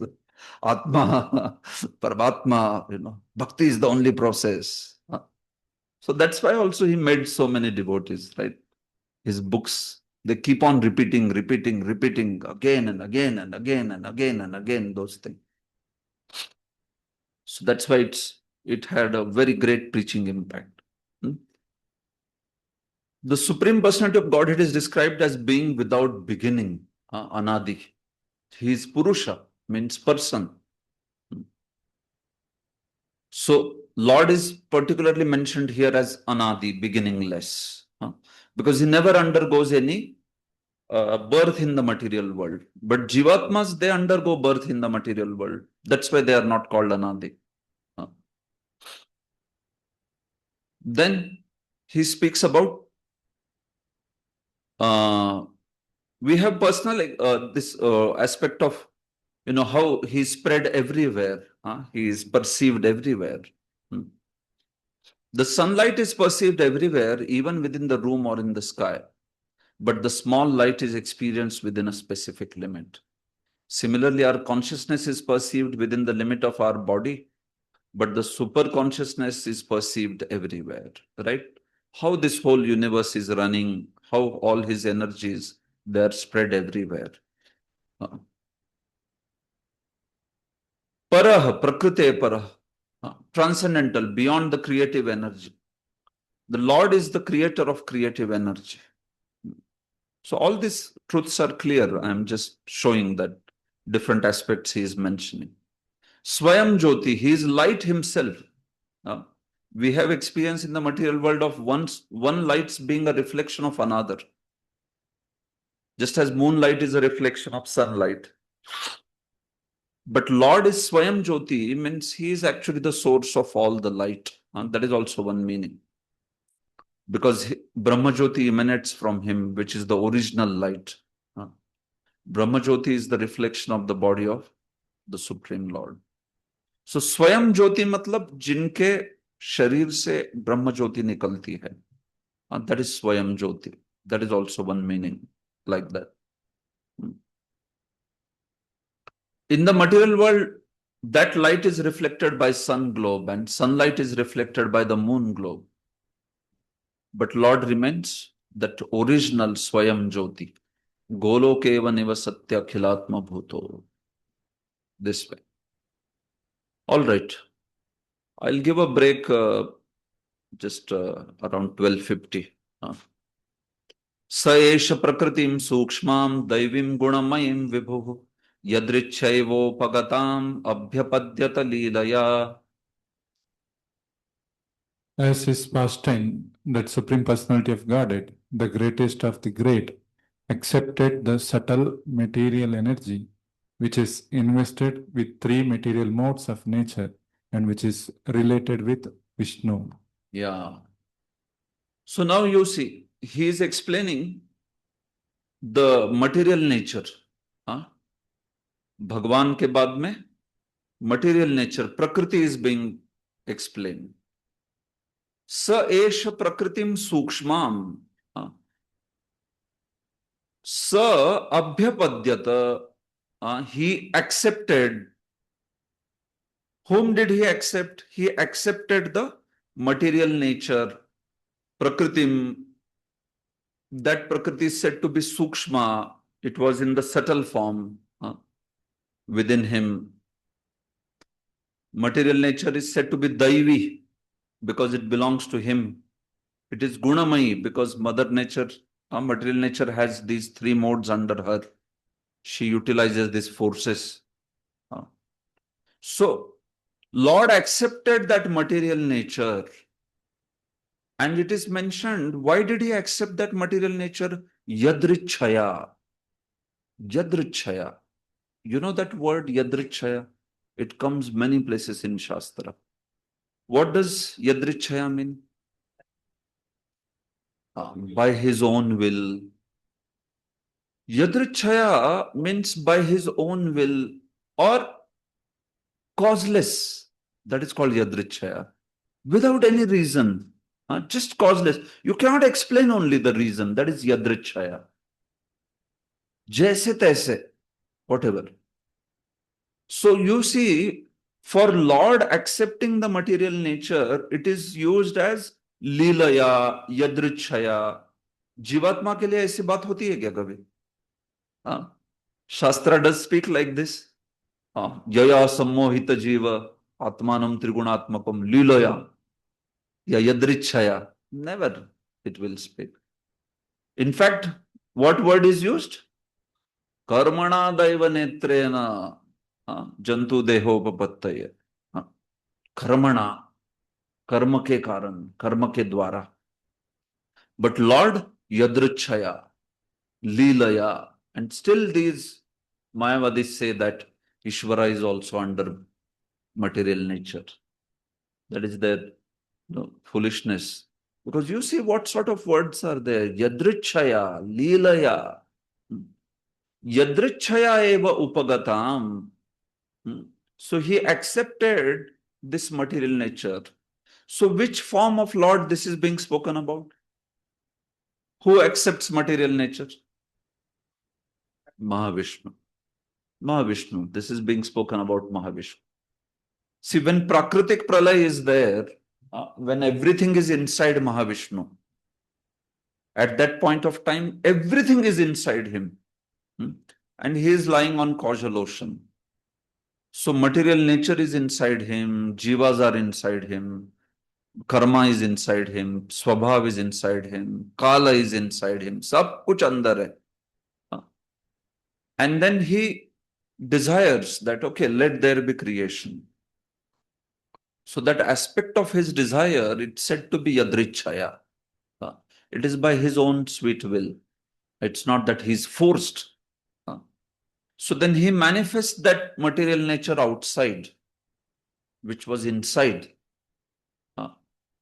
When it is inside, or when it is even manifested outside, it is called pradhan or prakriti. Pradhan, prakriti, dono, it means the same only. Pradhan as well as prakriti. So he manifests that pradhan outside and then glances on it. So when he glances on that pradhan, along with his glance, he impregnates that pradhan with all the jivas, karma, swabhava, and eventually kala also. So everything is inserted in the womb of the pradhan. So it is called pradhan. Even when it is inserted, it is called pradhan only. When does it become महत्त्व? प्रधान और महत्त्व में क्या फर्क है? Three modes are, when three modes are in equilibrium, it is pradhan, and then agitated, it is mahat. So that is the precise understanding. Three modes are there. Everything is inserted. The jivas are also there, but there is no activity. That is still pradhan only. As soon as the movement of modes begins with kala's influence, then you say that this is now mahat-tattva. So you see, pradhan or prakriti has all that ingredients within her. But with kala, the whole movement begins. So till that time, the three modes are in 33.33%. 33. तीनों. लेकिन जैसे ही kala comes, then then competition begins. Then now, so what will happen is initially sattva will become prominent, then that is mahat-tattva. Then after some time, passion becomes prominent, that is sutra tattva. Then tamoguna becomes prominent, that is ahankar. So like that, within that. So this aspect of accepting material nature is basically this: Lord's glancing, Mahavishnu glancing on that material nature. So that he does completely by his own desire. It is not that he is forced for that. It's not that he has to do that out of some karma or something. He does that completely as a sport.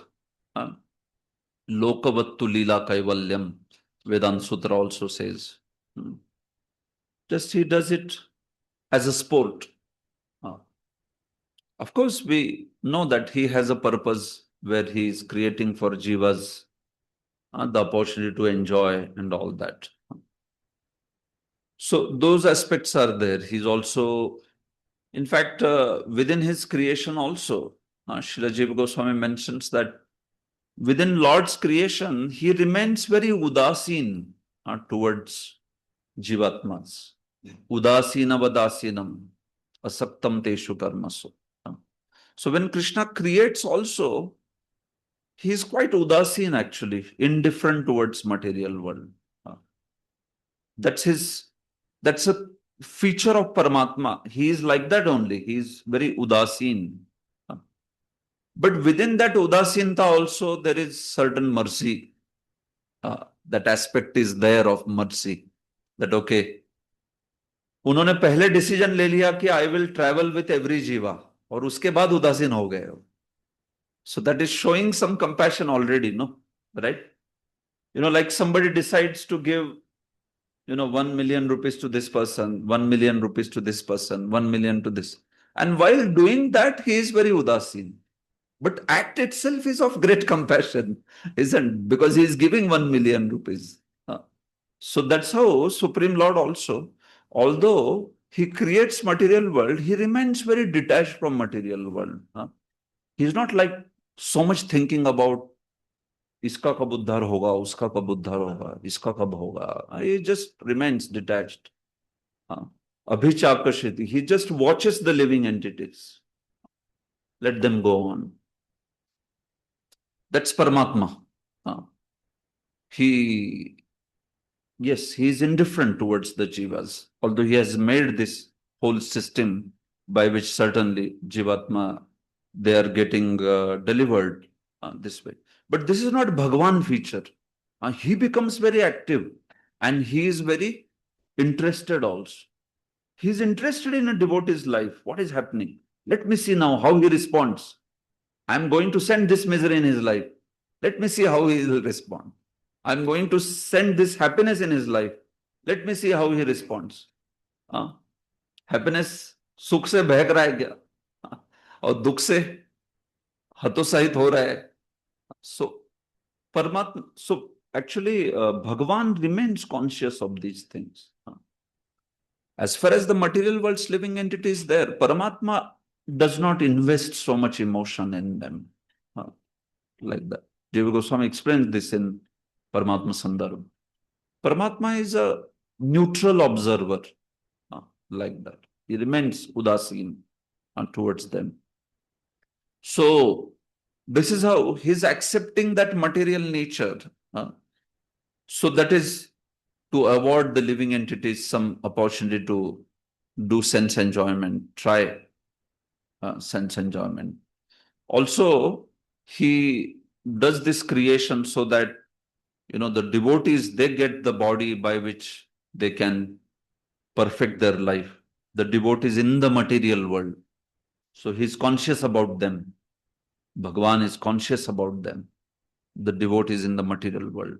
And he creates by which they can also get the body to perform their sadhana and perfect their life. But the point is, it is yadrichaya. There is no, you can say, any feeling of incompleteness in him or something like that because of which he is doing. This is a discussion in Vedanta. Vedanta Sutra says that why does somebody act? It is analyzing why does Lord create something or maintain. See, anybody acting in this world, it is to, it is to fulfill a sense of incompleteness that is there, right? Why do people marry in this world, or why do people make associations? Because they feel some incompleteness within them. And to complete that, then they want to do some activity. So then Vedanta Sutra raises a question, why does Supreme Lord has to act? Is he having some incompleteness in the heart? That's why he is acting. So it says, no, he does not have any incompleteness. He is Atmaram. So still he is acting. So Vedanta says, Lokavattu Leela Kaivalyam. He is actually doing some sort of sport. So Ramanujacharya, he explains in his commentary, he says, like you have a great king and he's playing something. Sometimes he is wrestling. Or when he is wrestling, somebody may see he is exerting so much. बेचारे को क्या पैसे चाहिए कि क्या चाहिए पता नहीं, क्यों पहलवानों से कुश्ती लड़ रहा है, कितने की कुश्ती लड़ी. So that king is not having any of this sort thing, right? He is just doing it for his play, for his fun. So Baladev Vidyabhushan goes one step ahead in explanation. He says, come on, even king doing wrestling also maybe because he's getting bored in the palace. तो थोड़ा बहुत incompleteness है उसको कुछ तो. That's why he wants to play wrestling. Like these big billionaires, right? On weekend, they will go to Switzerland and play golf and come. Sometimes like one person was there. He said, Prabhu, this weekend I'm going to Europe. I'll be back on Monday. बोला बाप रे, ये weekend में जा रहा है. So I said, why you want to go? बोला, no, actually, I just want to play golf. Like, इतना greenery पड़ा है इधर, खेल लो इधर ही. Right? But, special, right? They have some special joy. On weekend, he used to go to Europe and come. So still there is some, maybe he's getting bored or something, right? So Baladev Vidyabhushan says, why Lord has to play also? Is he that he's feeling some emptiness within him? So he says, no. See, somebody is feeling some emptiness within him, such a person may dance. Or somebody may be so ecstatic that because of ecstasy he starts dancing. Two approaches. नाचना ही activity है. But one is dancing because he is bored and he wants to be happy. And another is so happy within that he starts dancing. So he says Krishna is the second category. He is so filled with joy, भर के, that's why it automatically comes out in terms of his doing Leela and his doing, all these activities, creation and all. It's just full of joy for him. It's Leela, Srishti Leela hai wo unke liye. So he says Lord's activities are not in want of ecstasy, they are result of his ecstasy. Amazing, no? He's giving an amazing explanation actually. Even like I read Ramanuja's explanation, but Baldev's explanation is even deeper than Ramanujacharya's explanation. So you see, Lord's pastimes or his activities are the result of his ecstasy, not in want of ecstasy. This way. So Yadrichaya, this whole aspect of creation is actually Krishna's complete desire as he wants it. It's just play for him. But that play, obviously, the Jivatma, we see that he gets trapped into that by his own desire, of course, not Krishna's desire. So Krishna, he creates the energy and that energy itself covers the Jiva, you see. The example of a cloud is very nicely given. All of a sudden, there may appear a big cloud in the sky. To the sun, the cloud is a creation of its energy, but to ordinary common man, it is a covering to the eyes, right? So Maya is Krishna's creation only, but then that Maya covers the living entity. That for that he is giving that example.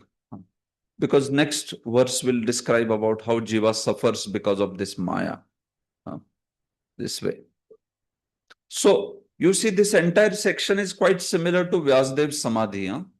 There also, first description of Lord is there. Then material nature is described. Then Jivatma is described. Then the method to deliver Jivatma is described. You know all those verses, right? Bhakti yogena manasi samyak pranihite amale apashat purusham purnam mayam chatadapashrayana. So this is describing Supreme Lord. Then after that, what's the next verse? Yaya sammohita jiva atmanam trigunatmakam paropi manutenartham tatkritam chabhipadyat. This is describing about the Jivatma. And then further, Bhakti Yoga Madhokshaje, all that Bhakti Yoga is described and all. So this section is also similar. It is describing Supreme Lord, it's describing Maya, it's describing the Jivatma's bondage. So how Jivatma is bound, that is the next verse now. So we'll just take a break for Gayatri and then we'll continue. So 5, 6, 7, 8. Up to 8th verse, this interaction of Jeev, Jagat, Jagdish is there, then it's finished. Then the next section of Tattva will come. Okay. Srila Prabhupada ki jai.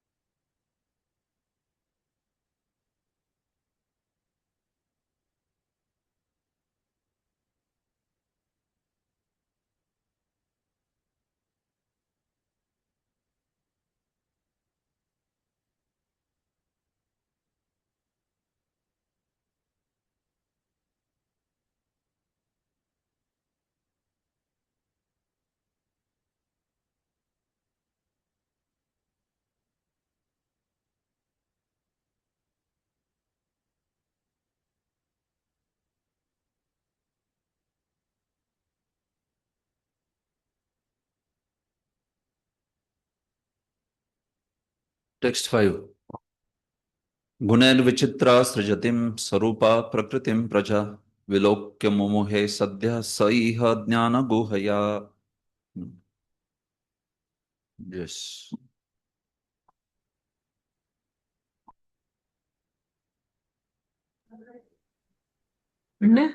Yes.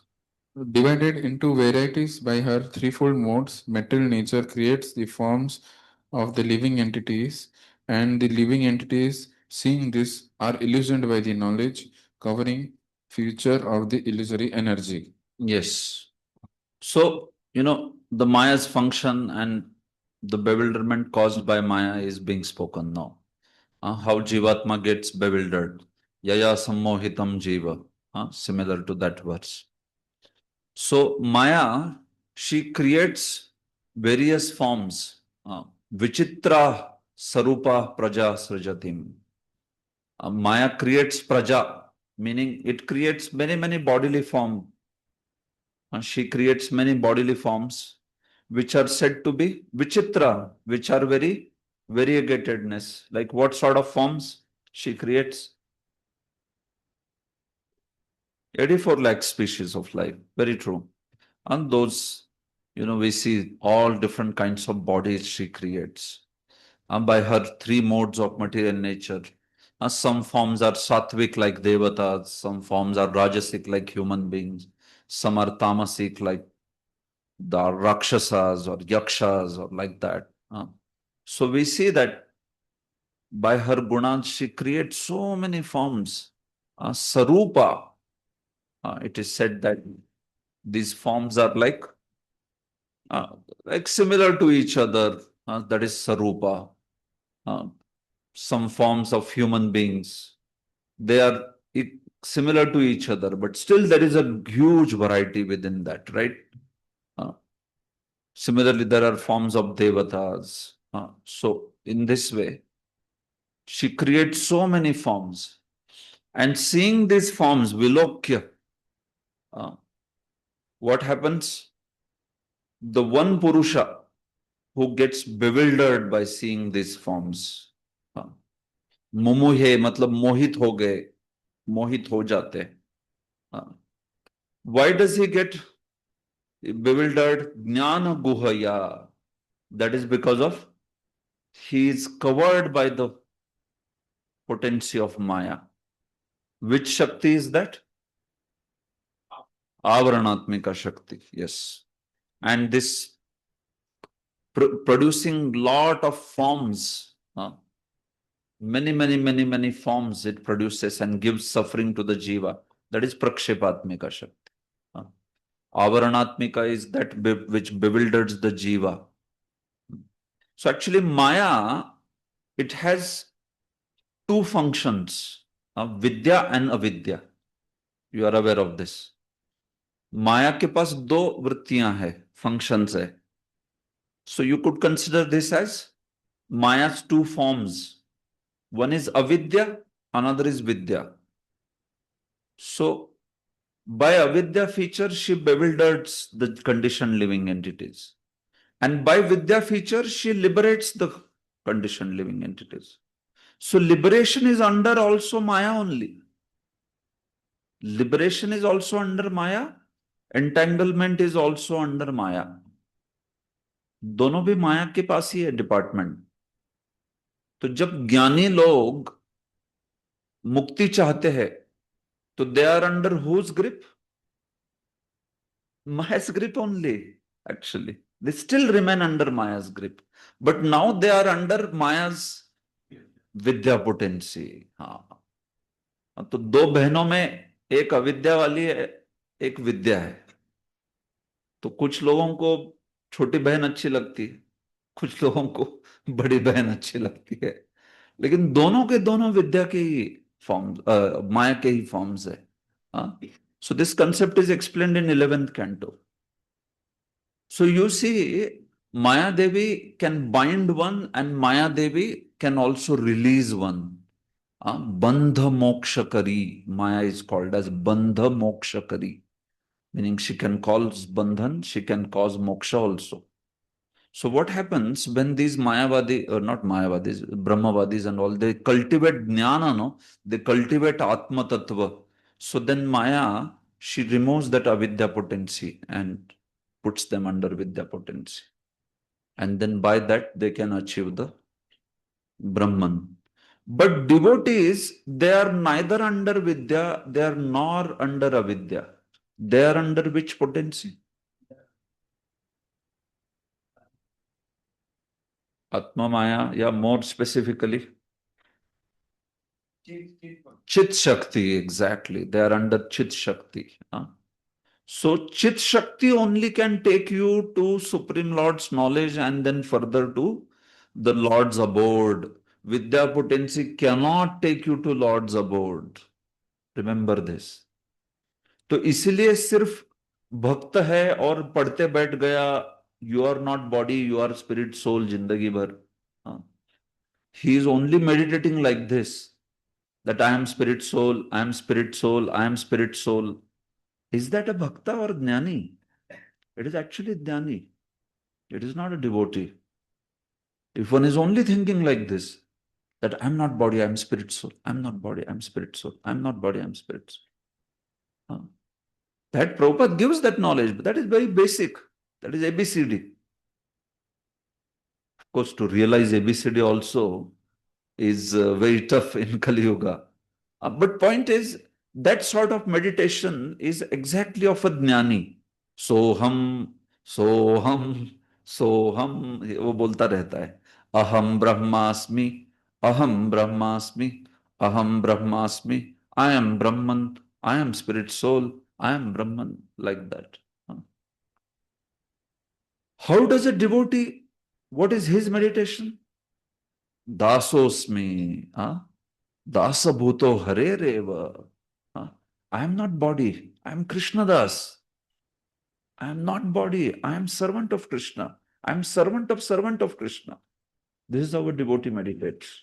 This is how he cultivates this sort of remembrance. नहीं तो फिर ज्यादा soul soul soul करते बैठ गए तो फिर तो ज्ञानी हो गया. Because they can't think anything beyond that. That's all they can think. So this sort of understanding and this sort of cultivation, this is under Vidya potency. और वो माया का ही एक दूसरा फीचर है. So they are both under Maya only. One is being bound, another is being released. but they both are under Maya. Only when you come under bhakti process, no, then Chit Shakti comes into picture. The internal potency of the Lord, the Chit Shakti. So then we see that one starts understanding about Supreme Lord, His Paramatma feature, His Bhagavan feature. Otherwise, Brahman feature तक तो वो चित शक्ति potency आती ही नहीं है कभी picture में. There is only Vidya Vritti, like that. And when a devotee is directly cultivating knowledge of I am not body, I am spirit soul, in fact I am servant of Krishna, तो वो तो direct चित शक्ति के under है, जिसमें विद्या तो included है. It's like you have super set, तो उसमें सबसेट तो इंक्लूडेड है. So we don't so much cultivate vidya potency, we cultivate chit shakti by speaking, learning directly about the Supreme Lord. If we get too much caught up in vidya potency, then actually that is part of jnana. Some portions may be like cross sections. ये विद्या potency है, ये चित शक्ति है. कुछ sections जो है वो common है. Like these discussions like Jivatma's real nature is actually being Atma, and he is different from body. And some aspects will be common, agreed. But the focus is on Lord's positive Naam, Roop, Guna, Leela, Seva, and in connection to that our service. That is the focus. ज्यादा modes, builds इसकी बातें करते बैठ गए ना. Modes are acting, senses are acting, senses and sense objects. थोड़ा ज्ञानी type का वो एनालिसिस है वो actually. It is needed, that will also give some detachment, agreed. But one should not get too much caught up into it.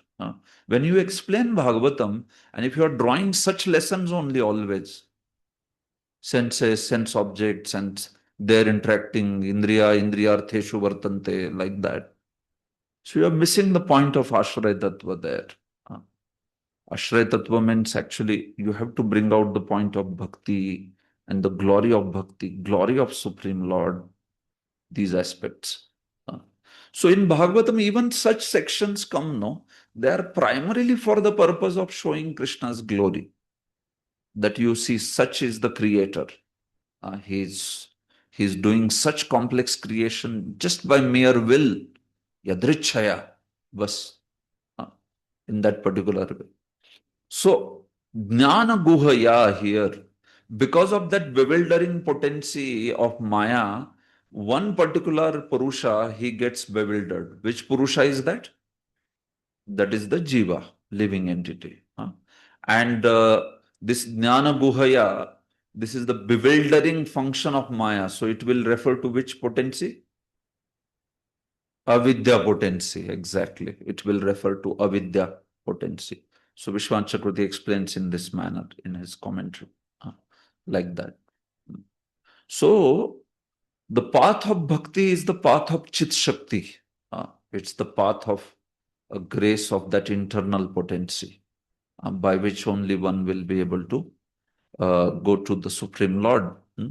So this Jiva's bewilderment in this way is explained over here, seeing the various forms that is created by material world. So Maya is like very thorough. She is creating a display also of various forms, and she is bewildering you also. Like Jiva Goswami gives example of Indrajal, Indrajal, PC Sarkar, right? In childhood, his PC Sarkar met Prabhupada also, you must be knowing.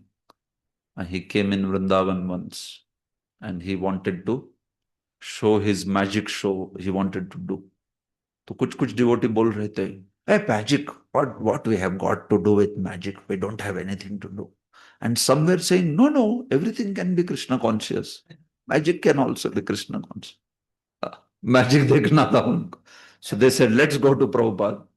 So then some of them went and said, Prabhupada, this magic and all, it is not Krishna conscious. Prabhupada said, who said? Call him.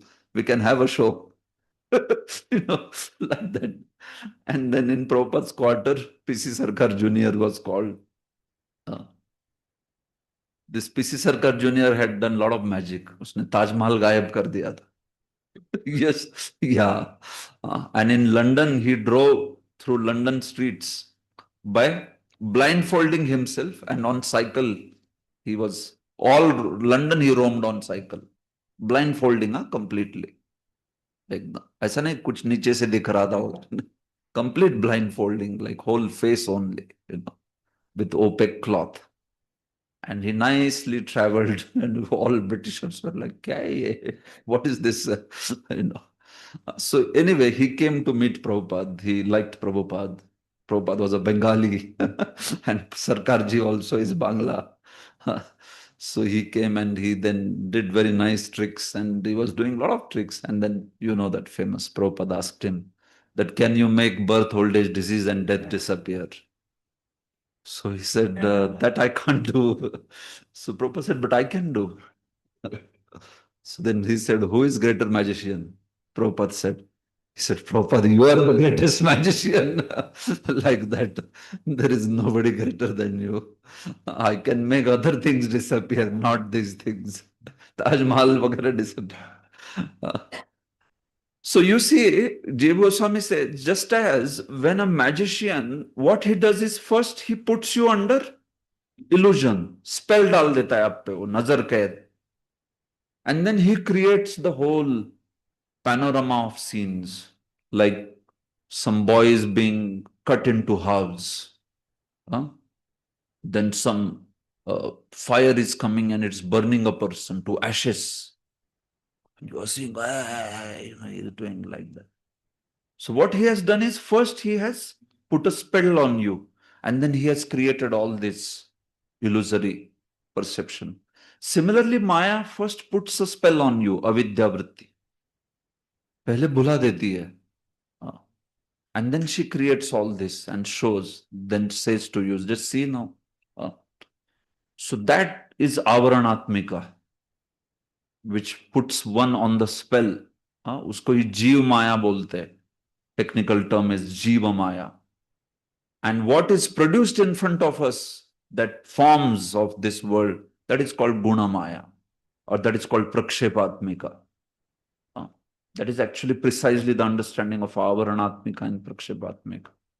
One potency acts on our subconscious mind, and another potency acts as creating some panorama of things. So Maya has these potencies. So that potency of Maya by which she bewilders the jiva is avidya. And what she displays is pradhan potency. That is what is her shakti called pradhan. So ye sari technical terms, these are there in that verse. When you learn that, I don't know whether you learned that or not. Vrityartham yat pratiyeta. This verse explains this. Vidya, avidya, chit shakti, pradhan, all that's there in tad vidyat atmano mayam yatha bhaso yatha tama, and that verse. So this we see that this is how the vidya potency, avidya potency, and chit shakti potency, they act in this world. So jivatma is first bewildered, and then what is presented is all these things this way. So that's why mumuhe, moha mein pad jata hai. Why this jivatma first, desires to get bewildered like that? That is not understandable. That is very tough. Why this material world was created for the sufferings of conditioned souls is a very intricate question. So that whole aspect of why, how is okay, but why is very difficult, right? In any process, why is not that easy to answer. How is very, like science also. It can answer how this universe runs, but why they can't answer. Why this universe runs. It's very tough. Similarly, why the living entity desired to, get bewildered by Maya like that. That's not easy to understand. Prabhupada is also saying, very intricate question. There is a hint in the previous word, in the word Leela, which means for the pastimes of the Lord. The Lord wants to rectify the enjoying temperament of the conditioned souls. So as far as Lord is considered, yes, it is Leela for him. It is Yadrichaya or Leelaya. Prabhupada gives that famous example that as soon as a city is created, a jail is also created, because always there will be some people who will not follow the rules of the state. So similarly, material world is always there. It always exists. For some time, Prakritik Pralay may be there, but then immediately again it manifests. So this is the point. Because there will always be some Nityabaddha living entities who will continue to stay in the material world. Nityabaddha, this way.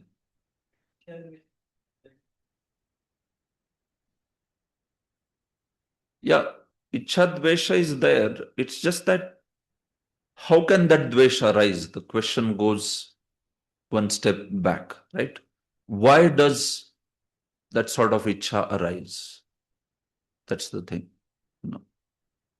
So, anyway, that is not easy to answer. That is very tough. Jnana Guhaya is another word used. Guha means covering. Because the knowledge of the minute conditioned souls is covered, they are exhibited in so many species of life. That is Jnana Guhaya, Avidya Vritti. Okay. So then Jivatma, because of that Avidya Vritti, how does he suffer? That is mentioned in the next two verses. Evam parabhidhyanena kartrutvam prakrite puman karmasu kriyamaneshu gunairatmani manyate. Yes. Because of his forgetfulness, the transcendental living entity accepts the influence of material energy as his field of activities, and thus actuated, he wrongly applies the activities to himself. Yeah. So then this verse is similar to that ahankar vimudhatma kartamiti manyate. So evam parabhidhyanena, in this way being absorbed into something else, meaning not being absorbed in one's own constitutional position, but instead being absorbed in some material body, what happens? The Jivatma starts considering that all the activities that material nature is doing or the gunas are doing, he starts considering that he is only doing. कर्तृत्वम, वो खुद को ही कर्ता समझने लगता है.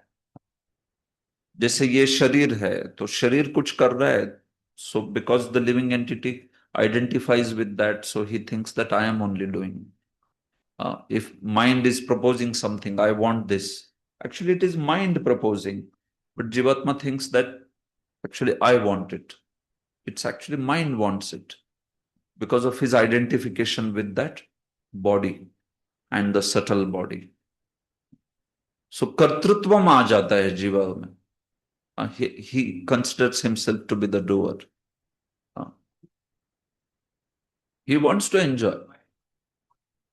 Absolutely, but how it is? See, if the Jivatma wants to enjoy, actually he should have desired to enjoy something spiritual, no? But what is being proposed is to enjoy something material. So who is actually proposing that? That is mind, no? So he starts considering that what mind wants, he starts considering that I only want that, because he's identifying with the mind. Just say if mind says that, okay, please bring this food item. I mean, this is not what he wants actually. Initiating desire is of his, agreed. But what that sankalpa vikalpa, he has nothing to do with it. The sankalp vikalp of the mind, I want this, I don't want this, I like this, I don't like this. उससे क्या लेना देना है soul का?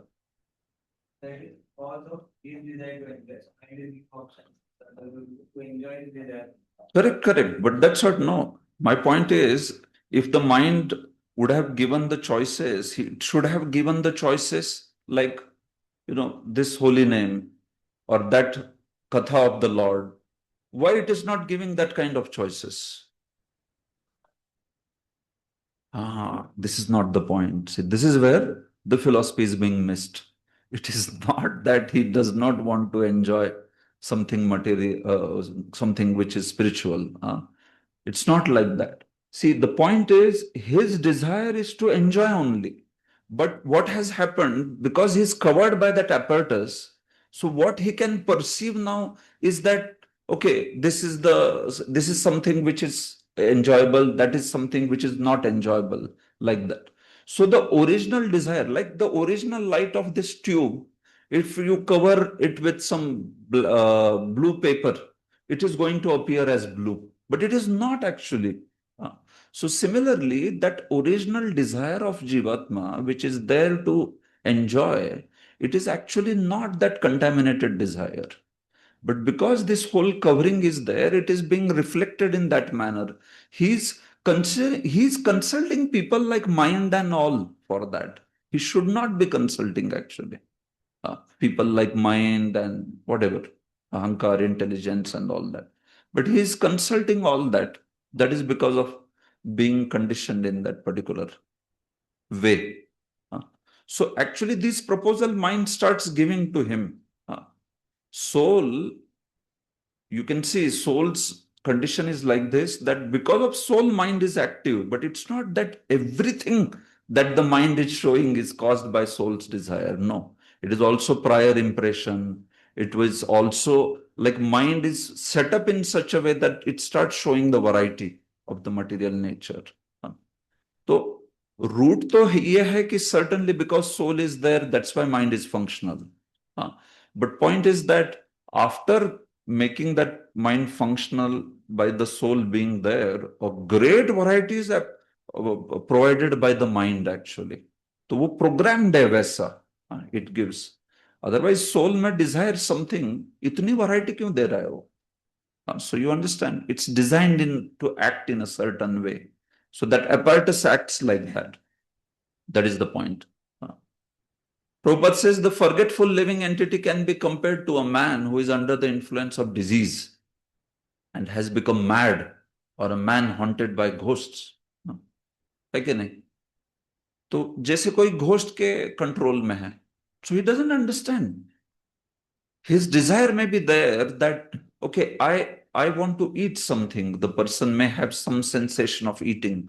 But वो ghost क्या बोलेगा उसको? I want to eat chicken. Actually, that is not his desire.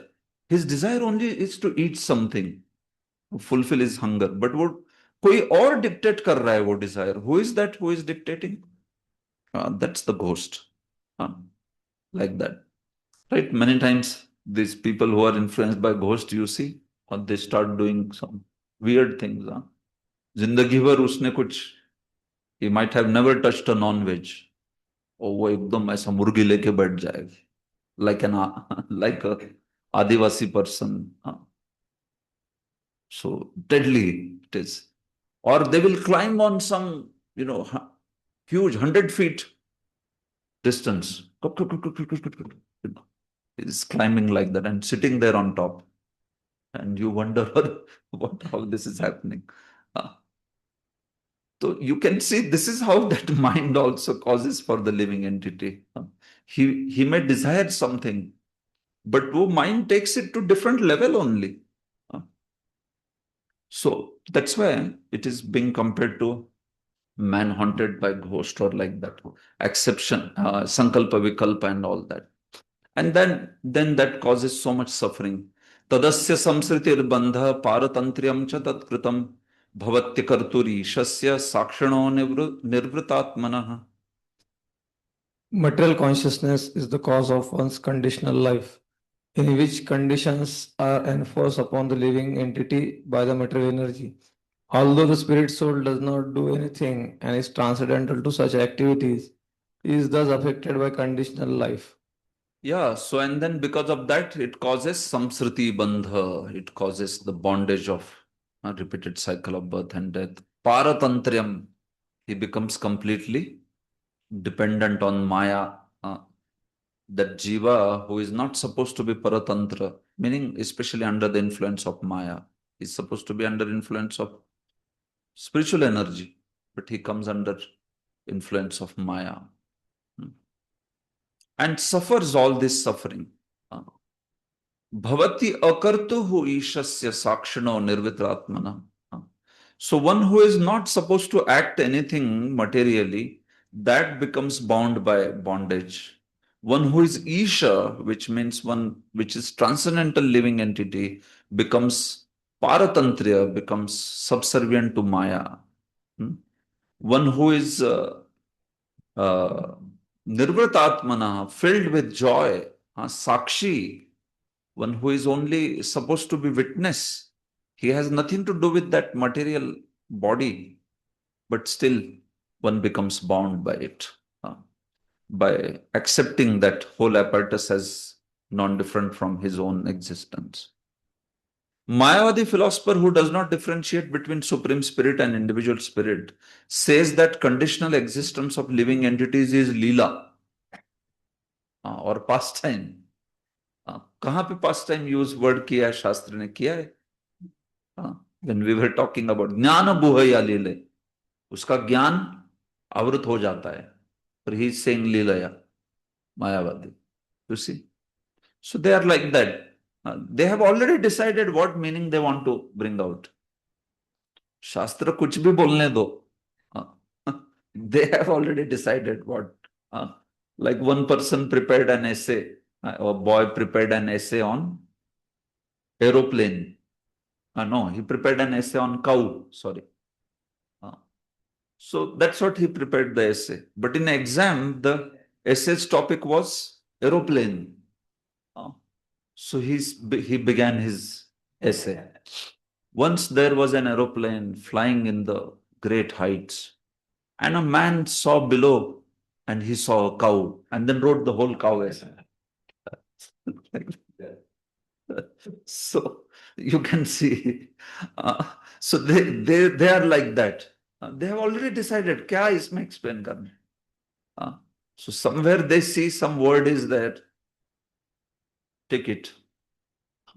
So one of the very characteristic thing of Mayavadis is they never worry about context.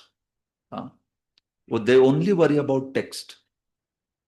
And that is because they have their own pretext. That is how. For them, this context, you see what's context going on. They will not see what is behind, what is ahead. Suddenly they will give their meaning, even if they see a small word also. That is called Gauna Vritti. Mahaprabhu ने इसी को लेके तो प्रकाशानंद को बोल दिया, hey, you cannot explain by Gauna Vritti. You have to explain Shastra by Mukhya Vritti. Take the direct meaning. Why you are taking your own meaning? As scripture is saying, you explain it like that. If some meaning is absolutely not making sense, then it's okay. Like Gangayam Ghosha. If you say there is a village on the Ganga or in the Ganga, matlab kya? Pani mein hai kya Ganga? There is a village on the bank of Ganga. So, in Gauna Vritti, what they do is they first only decide what is meaning intended, and then they interpret it that way, even if it is completely out of context or like that. So that is their philosophy. That's how they do. So I have seen even Ramanujacharya or Jiva Goswami, Madhvacharya, they deal with Mayavad by context. They will say, why you are giving such a meaning? Because in their system, that Paramarthik Vyavaharik that goes on. So they say, now Krishna is speaking Maya. Now Krishna is speaking truth. Now Krishna is speaking Maya. In one verse. Now half the verse is speaking truth, half the verse Maya. Then he again comes back to truth, then again Maya. So they are like crazy, You keep some context, no? So that is because of accepting that sort of explanation, you see. So yahan pe bhi pastime, Leela word, the Mayavadis misuse the word and say that even if the living entity has become a stool-eating hog, he is also enjoying his pastimes. Yadrichaya?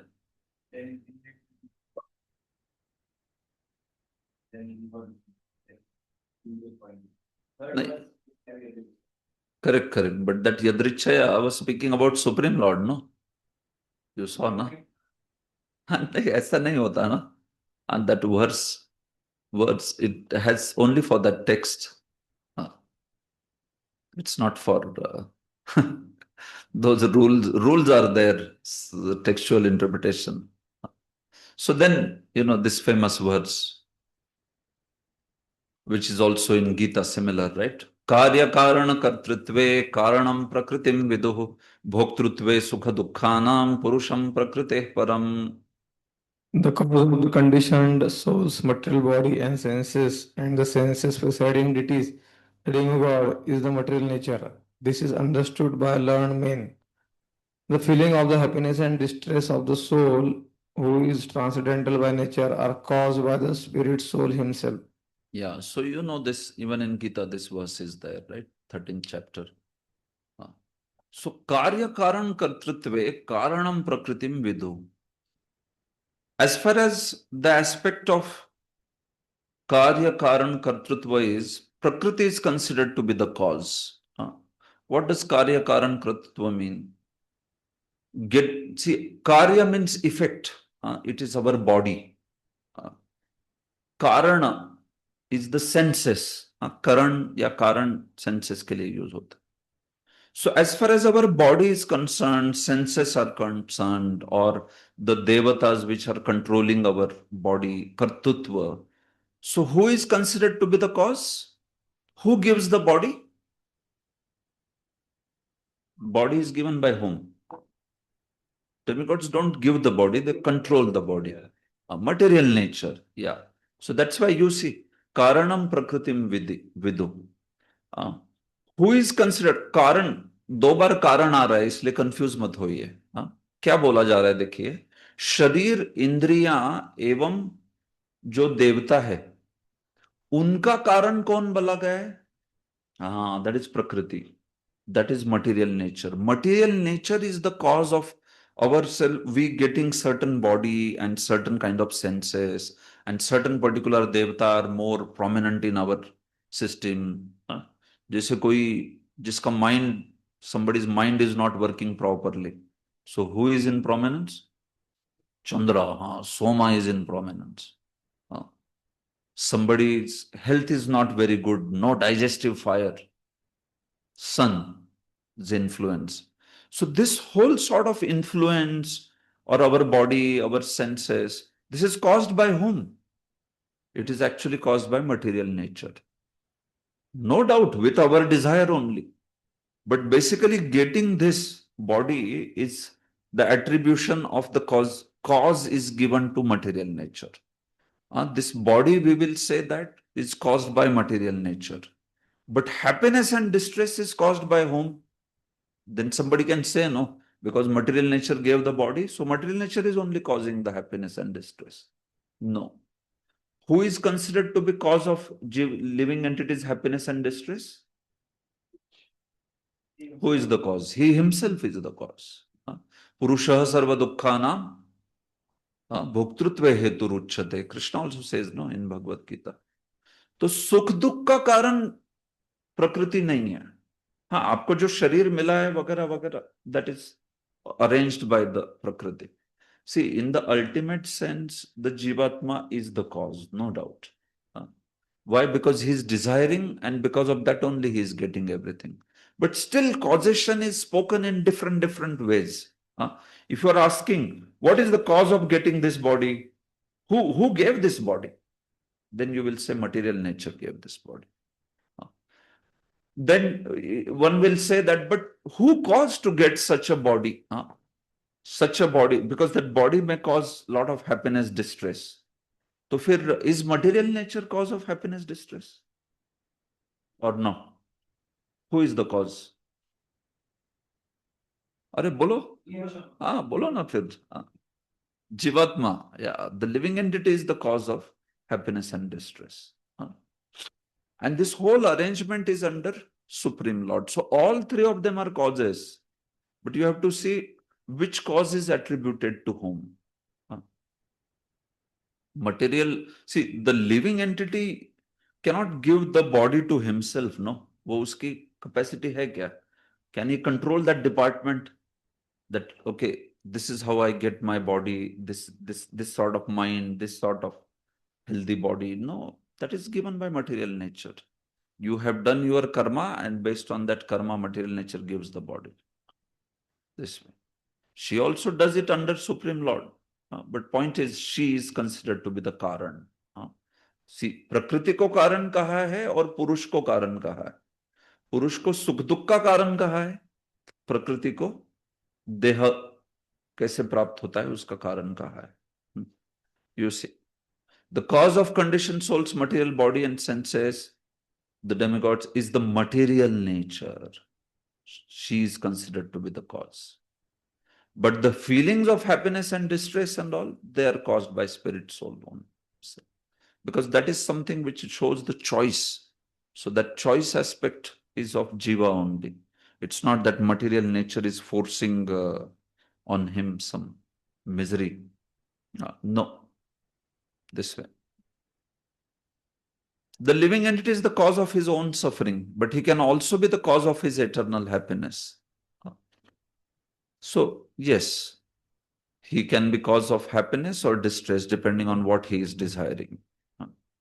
The Mayavadi philosopher's presentation is that the living entity enjoys his pastimes by accepting the body of hog. This theory is not acceptable. So all this Daridra Narayan or, all these Pashu Narayan, all such sort of stuff, these are the ideas of Mayavadis, where they think that every living being is Narayan actually. So it is not, because it is forced, it is karmana.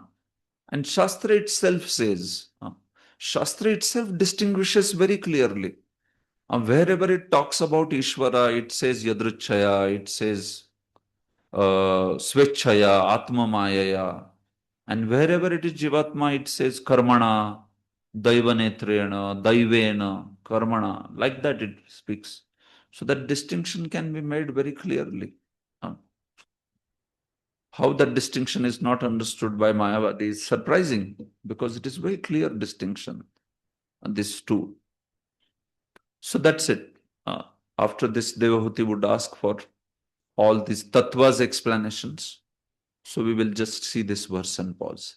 Devahuti ruvacha prakrite purushasyapi lakshanam purushottama bruhi karanayor asya sadasaccha yadatmakam.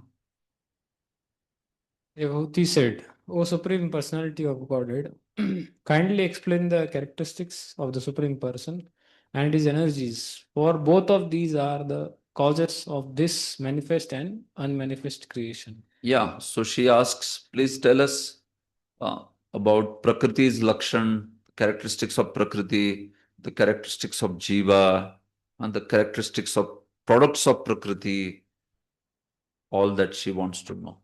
Because these both only combine to form this material world, isn't it? Sadasatcha yadatmakam. This whole manifestation of gross and subtle matter is caused by these two, Purusha and Prakriti.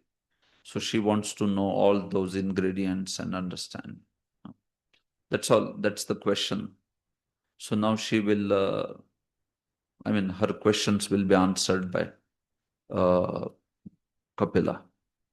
Two words used in this verse are Sat and Asat. The cosmic manifestation is Asat. It does not exist. But the material energy of the Supreme Lord is Sat, or ever existing. So you see, this Sat and Asat words are used in multiple sense. Cause and effect, gross and subtle. Sat, Prabhupada says, is the subtle energy, Pradhan, but Asat is the Prapancha, is the material world. We'll see all these terms will come. So Bhagwan, Kapila starts explaining. So first he will explain Mahatattva, Pradhan, and then Mahatattva, and then Kala, and then each one of the elements. So it will go ahead like that. So tomorrow we will continue this. we'll pause here now. I also have another session actually at 2 o'clock. So we'll wait here. Granthra Srimad Bhagavatam ki, Srila Prabhupada ki, Jai Gaur Premanande. Thank you. Hare Krishna.